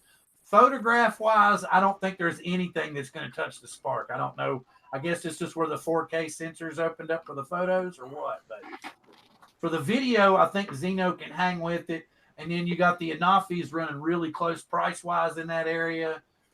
There's stuff chewing at the bottom of their tower. Yeah, well, don't forget, Bill, that, oh, sorry. Go ahead. Go ahead. I'm sorry. I was going to say, don't forget, Bill, DJI really wants to have the receivers for that transponder data that's supposed to be on all aircraft come 2020. So, you know, they've already said that any DJI drone that they make after 2020 is going to have some sort of ADSB receiver so that way you can see, you know, other aircraft. I mean, I guess they're going to have that in their app maybe, but that's what they intend to do. Maybe if they release it now, they don't want to do that. They want to wait until all aircraft have that so they can get that in their system. I don't know, but that is just one point. I was thinking maybe they're waiting. Or maybe that was part of an agreement they made with the government with this new push to say, okay, we won't build another drone or put another drone in your airspace until we put this system on that you've seen and you approve. I personally think it has more to do with the security stuff.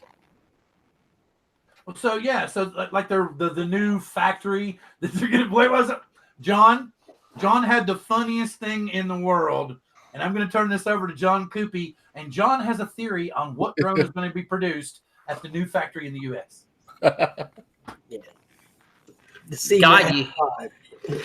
God, you. Oh, that's right. Okay, so here's the news. The Spark 2 is actually going to be produced at this factory. I heard it's going to be a government edition. Okay, so DJI feels that the small form factor of the Spark is perfect for governments. Governments are looking for these small, stealthy drones, so that's really where the Spark 2 is gonna come out. Spark 2 Government Edition. If you believe that, we've got a bridge for sale via Ron Brown in New Jersey. Hey, John, will that be the OTG edition of the government Spark or the Wi-Fi Spark? Oh, it's got to be OTG. The government, you can't. The less airwaves, the better. You got to have OTG, of course. They're going to give up the extended range with the Wi-Fi. So right. Hey, Marcus, this would be a good time to bring up the Spark Challenge. Any owners of the Spark, anybody on this panel that owns a Spark, or anybody in the chat, I got one. if you have a Spark, here's the challenge, Ethan. Marcus and I both did this Spark challenge. We got different results. Fly the same exact flight with the OTG and fly this next flight, exact same flight with the Wi-Fi, and see which one gets you better range and better FP connection. I already know the answer to that. You have to have money, and I'm pretty sure you owe a bill. Pay your bills, John. Yeah, it's not me. It's not me. That's not coming from me. It's not coming from John. I paid my bills. Hey, easy now. It's not coming from It's me. the 4th of July. We're having a holiday. Okay, well, it was coming from me. It was coming from me. Wait, your name is Bill. Yes. We clearly heard John. It wasn't me. Okay, it wasn't me, I guess. Can I ask Brian? Ron a question real quick? Brian, I paid my mortgage before I bought any quad stuff today. All right, Brian told me last week, don't buy the FEMI A3. Pay your mortgage. All right. Here's the deal. Dan has a question for Ron, I believe. I'm just going to ask Ron if he thought maybe in the future Hudson can do anything with the Xeno to maybe increase its current range with the birds that are out there now through an update or anything. Well, that's a good question. I think they can. The actual range of the governor on it. When people take it out to about a little over 1,000 feet, that it stopped. It stopped its program to stop there. They won't let it go further than that. So it could go further if they would take the governor off of it. Oh, it has a governor. I didn't know that. Marcus, you want to chime in a little bit on this? Well, so I've got mine just repeatedly. It'll go out to 1 kilometer. Now, Ron, I'm not so sure it has a governor on it. I've heard that before, but I've never seen any actual evidence of that because sometimes it'll vary by 50 meters or so. But that's a small variance. So if it varied by like 1,000 feet, I'd say that's a variance. But a few feet, whatever, 50, 100 feet, that's not much of a variance. I mean, I don't know for sure there's a governor on it. That's not written down any place. Hobson didn't say that, but it just seems since everybody, no matter what the conditions are, gets almost the same exact range that it's capped. I mean, a lot of times the governing systems on these things, like the Bugs 3 Pro, you remember that? Yeah, the limit is 400 feet, but sometimes you could get 420 feet. Sometimes you could get 430 feet. It doesn't ever cut off exactly at that 400-foot mark. At least that's like Bugs 3 Pro. So some of these governors, there's a lot of leeway. Right, but back to Dan's point, I think it could go much further right now if Hobson would let it go much further right now. What do you think their main reason was for limiting the range when so many people like the camera birds to go, farther? Registered in Europe. Oh, that could be a point, Ethan. My speculation is because they wanted less issues with people saying, I had a flyaway, or it limits the complaints. to some degree, but they have complaints just like you the other way. Why does it go farther? So I don't know if that was the right decision by them, but I think it was there thinking, well, if we don't let it go too far, there's going to be less chances of lost Xenos. Right. I think Ron's spot on. I think that they were worried about, where are people going to take this thing? And they just figured, oh, well, let's arbitrarily limit it to 1,000. How bad can it be? I kind of think that's a little ridiculous, but because, whether you're 1,000 foot out or 2,000 feet out, something could still happen no matter what. That 1,000, that's 1,000 meters. That's not 1,000 feet. Right, meters. Sorry. It's meters. Meters sorry, meters. Feet. Oh, okay. Feet pretty far. Yeah. Okay. I think over half a mile feet is far enough for most people. And I agree with Bryan. I mean, I've had that thing out to the limit before, and I'm trying to think, okay, what conditions would I want to fly it further? There might be a few. Let me put it to you this way: unless you're chasing a ship or something like that, I'm not sure why you'd want to go much further than that. And you probably can't see it out that far anyway. No, of course you can't. Well, I know you can't. I know when I took mine, I had mine out last week. I went out at 1,700 feet, 1,780. I couldn't see it. Yeah. And here's another thing I'll tell you, Dan. When it goes out to 1,000 meters, the FPV is solid all the way. Like I've seen better birds, more expensive birds. The FPV starts to fail when you get out that range. The Xeno, the FPVs is good almost every time when it gets to that 1,000 meters and then comes back to you. She always comes home, doesn't she, Ron? But if they did increase the range a little bit, they'd be able to maybe be more of a contender against something like the Anafi, And here's something I'll tell you on that, Dan. I about a month in May, I had the Anafi and the Xeno in the same place on the beach, right? Kind of near like just over the houses where the beach starts. And I took the Anafi up, and at that point, it got a lot of FPV interference. Like the signal would break up if you were near Wi-Fi. So, but I knew what it was. It had no RC problem. So I took it out fluid. I took the Xeno up next in the same exact spot that the Anafi had a breakup and no FPV signal for a few seconds. The Xeno was rock solid. That Wi-Fi interface didn't bother the Xeno at all. Same exact location, same conditions. One flight right after the other. So the Xeno really is strong on giving you a solid FPV signal back to the drone in high Wi-Fi areas at long range. So that indicates to me that it probably could go further since the FPV signal is so good. Right. Right. What do you think right. about the controller on that bird? Hey, Ron. Yes. Do you know if the Xeno, what frequency the Xeno is using for the FPV? Do you know if it's 2.5 gigahertz or 5 gigahertz? It's changeable in the controller. All right. And when it's on auto, I don't, since I don't have any issues, I don't really look at what the auto thing is. I haven't set on auto, but I never check it because I don't have any reason to check it because it always works great. Right. Now that Anafi, one advantage it has on the Xeno on the waypoints. The waypoints on the Xeno, there's a 1,500 meter limit on your mission. Mm-hmm. But on the Anafi, there is no limit. The battery is your only limit. Right. That's it. Yeah. Now, 1,500 meters. You can make a waypoint mission on the Anafi at 10 miles. If it can make it there, the 10 miles, and the battery will hold up, it'll go the 10 miles. Right. So that 1,500 meters is the whole mission, not just that's the whole mission. That's now when you're drawing the mission out and you hit the 1,500 meter mark, it'll say, okay, or say you go to 1,505 or whatever. Anything over 1,500, it'll say mission length exceeded, mission limit exceeded. Do you want to continue? You press yes. But now I haven't tried it to see what happens. Is it actually going to stop at the 1,500 or is it going to finish it and come to the 1,600 if I put it at 1,500 meter? I don't know what's going to happen. Right. Yeah.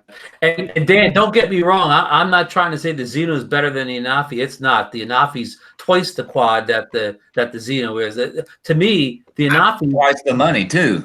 Yeah. Well, yeah, but the to me, the Anafi's the best bang for the bucks out there. I mean, it's an amazing drone that you could pick up. Marcus and I both picked it up for under $450 on a Amazon refurb seller. But yeah, I couldn't agree more. Yeah. Yeah. And you know what, Ron? I know people talk about like, yeah, why do you need 3,000 feet? And it's true. In most cases, you're not going to need more than 3,000 feet. But it's always fun to, wonder, can this thing go farther? I would prefer that the manufacturers just leave the stuff unlocked. If it's there, let me decide if I want to use it or not. It's fun to just dream about the capabilities, so to speak. If you've been out that far and the video is solid, then good chance it probably would be fine. And it's just getting governed. I mean, am I the only one in here that has the Evo? Yeah, probably. Wow. I have flown it a lot though. I have a TBS Unify Evo. That doesn't count. And Ron, you know what? Ron, you would not have any problems once you buy this Phantom 4 Pro from me. You will not have any issues. You will be fine. Yeah, there's a deal in the works between Nemo and I, but Ron, I thought you already had a Phantom 4 Pro. I had the non-pro, just the regular. He needs a pro. He definitely needs a pro. Nemo wants me to have that good camera because I'm glad you brought up the Evo. There was a story on Drone DJ the other day saying that the 4K video coming out of the Evo is better than what comes out of the Phantom 4 Pro, that the Phantom 4 Pro can't process all that data and the video is mushy, where the Evo, the 4K footage looks cleaner coming out of the camera. So Nemo, he's going to sell. That's totally not true. That's that issue because that's not true. That problem. That's false. That's false information. Fake news. Fake news. Fake news. Fake news. I thought they were saying that it was the 4K 60 that he was talking about. That was the 4K 60 will look sharper than anything that's shot in 24p. Yeah, Ron. Yeah, get that bit. I didn't see anything on 60. Let's make a deal. Let's make a deal, buddy. Let's make a deal. Oh no, he makes the craziest deals. He goes to me, if you don't like this item, he says, I'll buy it off of you. And was I not correct? I was correct, right? You've been correct so far. Yes. So Nemo is the Monty Hall of drones. Let's make a drone deal. If you don't like that camera, I'll buy it off of you. If you don't like that antenna, I'll buy it off. I didn't buy that antenna though. Which antenna was that? Did you say that about the TBS, the Arrow, the flat antenna that just goes around your house? Oh yeah. I ended up not getting that one. You watched the Josh Bardwell video, didn't you? I did watch Josh Bardwell's video on it, and it scared me away from it. I don't want anything to do with it. I don't want anything to do with that antenna. It's obviously made wrong. So you can't join the chat. We're talking about. I can't do what I want. Hey, did you guys see Ken Dobo's video with the Altel reps? And they were saying that the camera switches between 8-bit and 10-bit during shooting. Yeah, I was like, I saw that. I was like, how can it do that? I did see that. It didn't make any sense to me either. Yeah, no. I kind of felt like the guy that he was talking with didn't know what he was talking about. Yeah, I was because you could see the look on Ken's face kind of go. Right.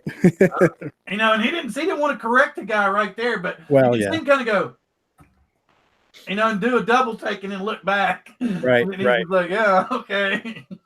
Yeah, well, all the footage that I test, even with the GoPros and the Osmo and all the drones that I've had, I always pull up the inspector with the QuickTime just to check the bit rate and the format, make sure it's all what they say it is. John looks uncomfortable. Yeah, she wants to participate. She's asking if she can participate. I don't want to participate. I just want to know if that whiny bitch was in the chat tonight. Which one? No, that dumbass that's always trolling people. What's his name? No. That's all. No, and taken care of. All done. No, that's all been taken. Okay. That's all been taken care of, and you probably shouldn't have brought that up. Probably refer to me. He's a big baby. It's perfectly fine because, as a matter of fact, there's probably some craziness that's gone on this last week that maybe I should address. that basically it's, from what I've read, it's a bunch of horse crap. Some people here seem to have gotten upset that I've taken a wrench away, and it had nothing. Oh no, not the wrench. It had nothing to do with someone saying a curse word. As a matter of fact, it had to do with being on a particular two people in this chat tonight, Marcus and Ron. It was on their show the first time they had this individual on, and I personally felt he was disrespectful and talked down to them, and I particularly didn't want that on my channel. And I'm not trying to diss anybody. I don't disrespect that person or want him any ill will. I'm just saying your facts are completely wrong. So that's why I didn't address it. It's ridiculous. Yeah, well, I think everyone knows who you're talking about if they saw that. So, well, the thing about it was to be so childish and petty as to put it up on Facebook, because I had some of my friends going, "What is this?" And I'm like, "A 2-year-old." And go back. Right. Let me say for the record, I saw that morning, and Bill got a hold of me that day, and I was as appalled as Bill was. And in fact, I called Ron later on. It was really ridiculous. And you know, this is just a hobby that we all enjoy, and we're having fun. And this guy just went way over the top, and it's just a bummer. I hate that. I just absolutely hate that. Well, and the thing about it was Crystal was addressing the individual that seems to be at the root of all of this. And I'm not involved with anybody but the people you see here directly, like Marcus and Ron and Nemo. I talk to Bryan regularly. I talk to Dan regularly. Those are the only people that really know me that much. I don't talk to anybody else. There was somebody else that I have known for a long time. He thinks differently about stuff in the drone community than I do, and I expressed that to him, and he decided to go a different direction. I have not invoked him to do anything. I have not asked him to do anything. I have simply said, I don't want anything to do with it. And that was all that I ever said. So, and Bill, I have to say one thing. Props to you. Get it? Props to you. Absolutely. And you know, Bill, I don't know how other people feel, but I feel like when it comes to like administration, moderation, you are one of the fairest people I know. If not, amen. You're very lenient. You know, there's stuff that people will just rule with an iron fist. Okay. And you're cool with it, and you try to get everybody to get along. And the sad thing is, it hasn't happened. And you know, some people just can't play nice in the sandbox. I'll just leave it at that. Well, I agree, John. 100%. Bill is a very intelligent person when it comes to doing this, and there's a reason why people would say something like that or do something like that, because I mean, there's a reason why. And just keep doing you, and keep the people that you feel are, you know, with you, close to you, and keep pressing on, man. I mean, I think there's something here, and that's why I'm here.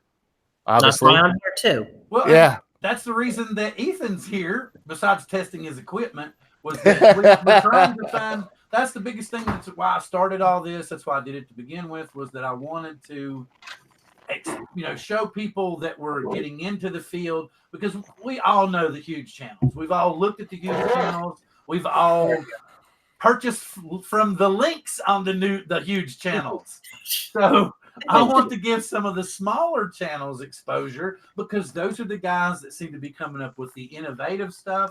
Those are the guys that, just like Marcus, or excuse me, like Ron was talking about earlier, when Ethan was talking about P-Log on the Anafi, that was what sold him right there. He was ready to go. So that's something new and different that might not be out there for everybody to see and work with, that might not get exposure if we don't get them out there, because everybody seems to want to have all the humongous channels on, you know.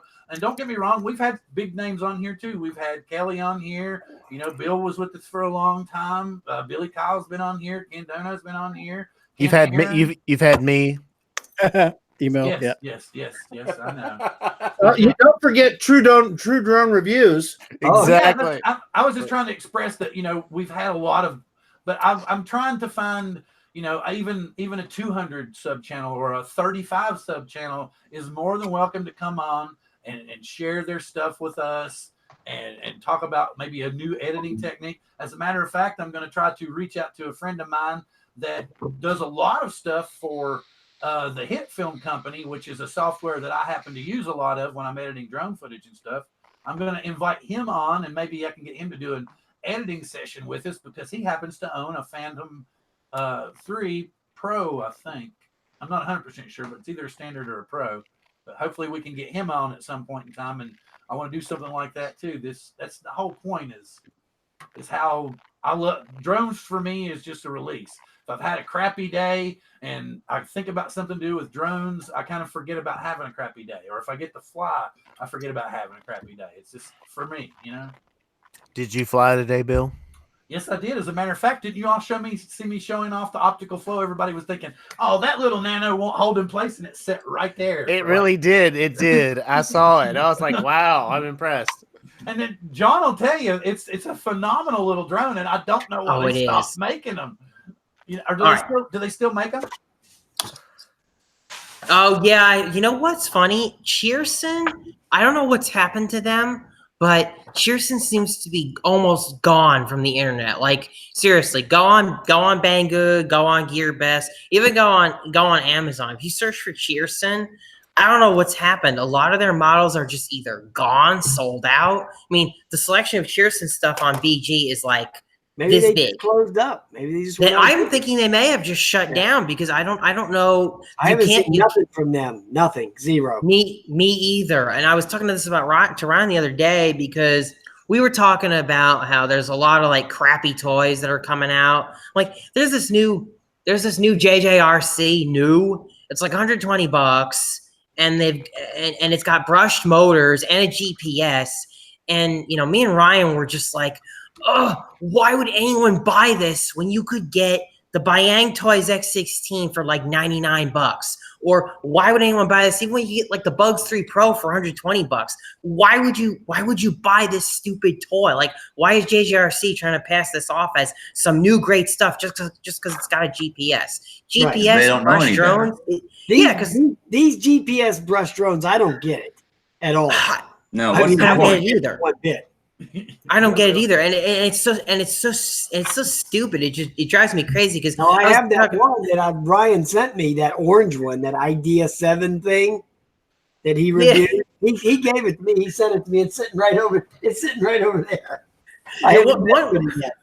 One reviewer, I won't name him, he put an action camera on this new JJRC and was like, oh, it can carry an action camera, but the flight time goes down to like 7 minutes. I'm thinking to myself, in 2017, we had the X16, and it could carry a camera for 15 minutes. Like, and it was brushless. What is this crap?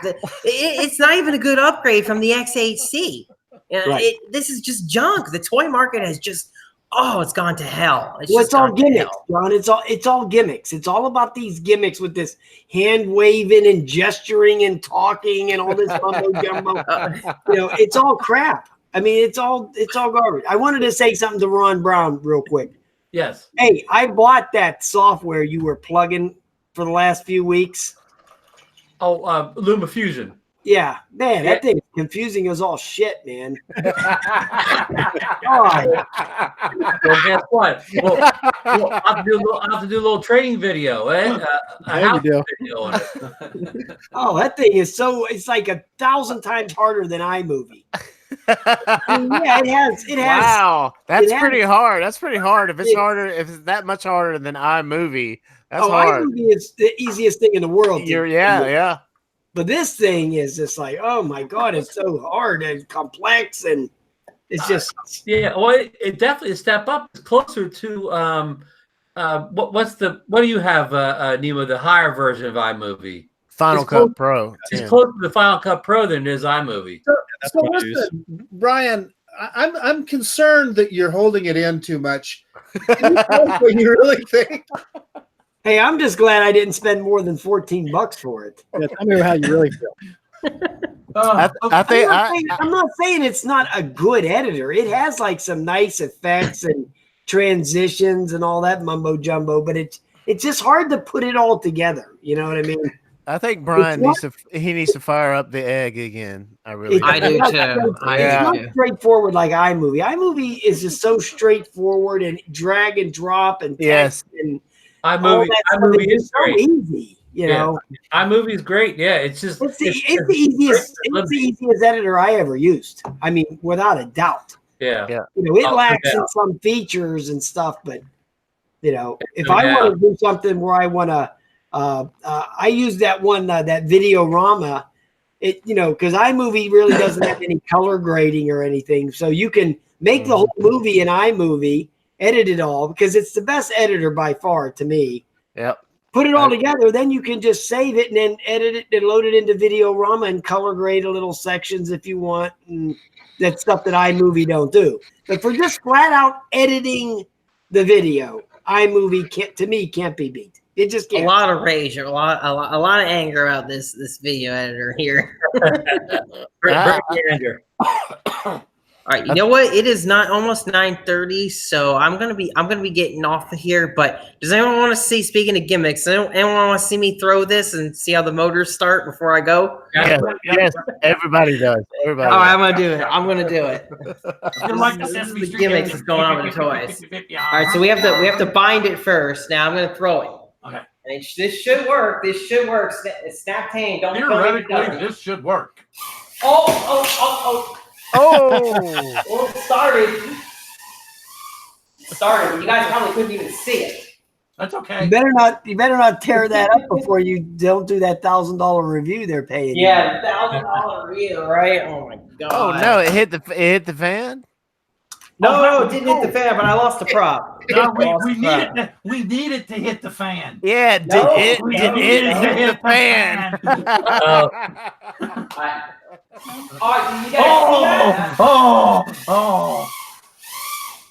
Yeah, see, I have the lowest rates. You're right. I think you need to check the altitude hold. Up higher.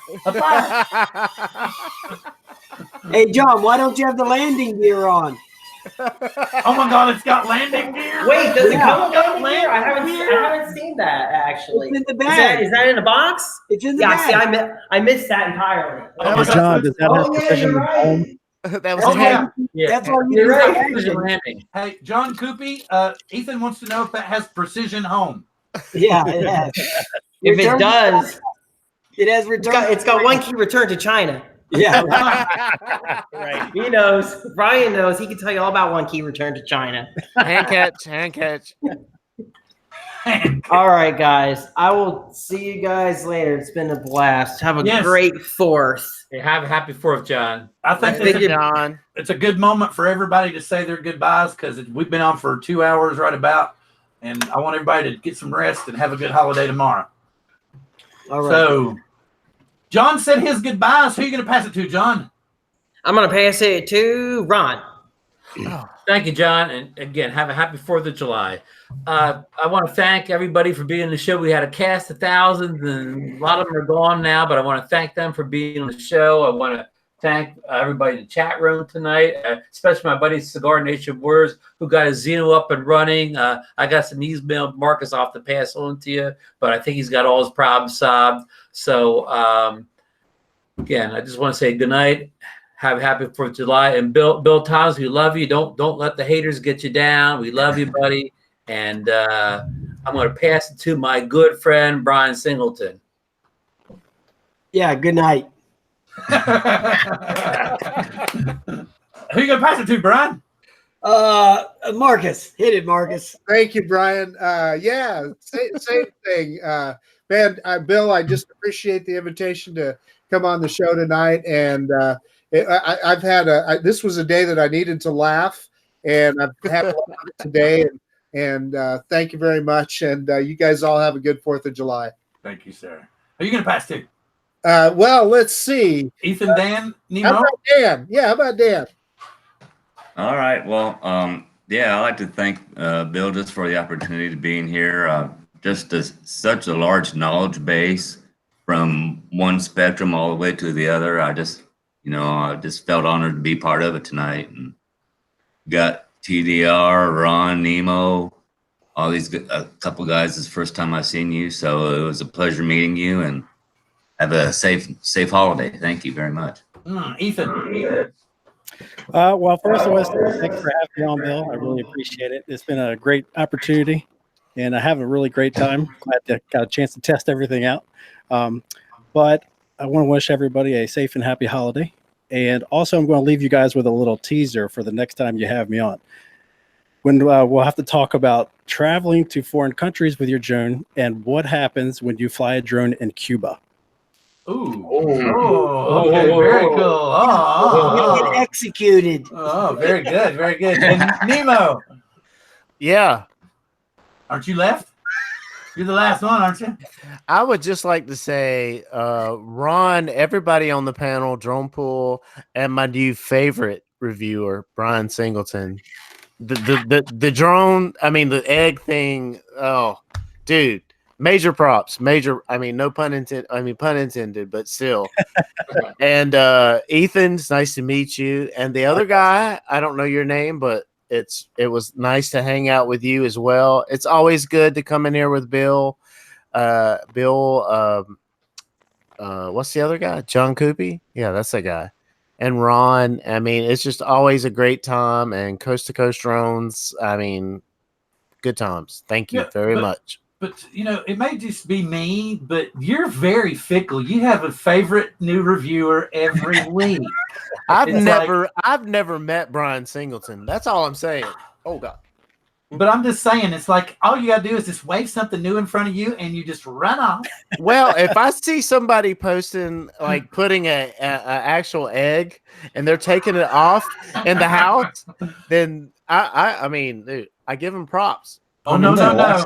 He didn't take it off. He only teased us with. Well, that's good enough. Oh, really? Oh, I got to have dinner in the movie. I mean, that's way Please better. Kiss me on the neck first. That's way better than flying a little whatever kind of drone you were flying earlier. All right. Thank you very much. With that being said, I want to thank everybody for being here. Next week, I hope I'm saying this right, it's going to be Benson Kalahar. He's an FPV guy that's been posting a lot of the really killer cinematic stuff in Coast to Coast Drones. And if I haven't said his name correctly, hopefully sometime between now and next week, I will say it right. He's going to be on with us next week, and he's also going to be talking about the Seattle FPV Drone Club. I'm not sure about the name. I'll get it correct by next week. But so he's going to be talking to us about that and some of his cinematic stuff. So during the week, I'll get that worked out with him. So tune in next week for some FPV stuff. And all of these gentlemen that you've seen on the panel tonight will all be future guests. So come back and see us again real soon. As a matter of fact, next Wednesday. Peace.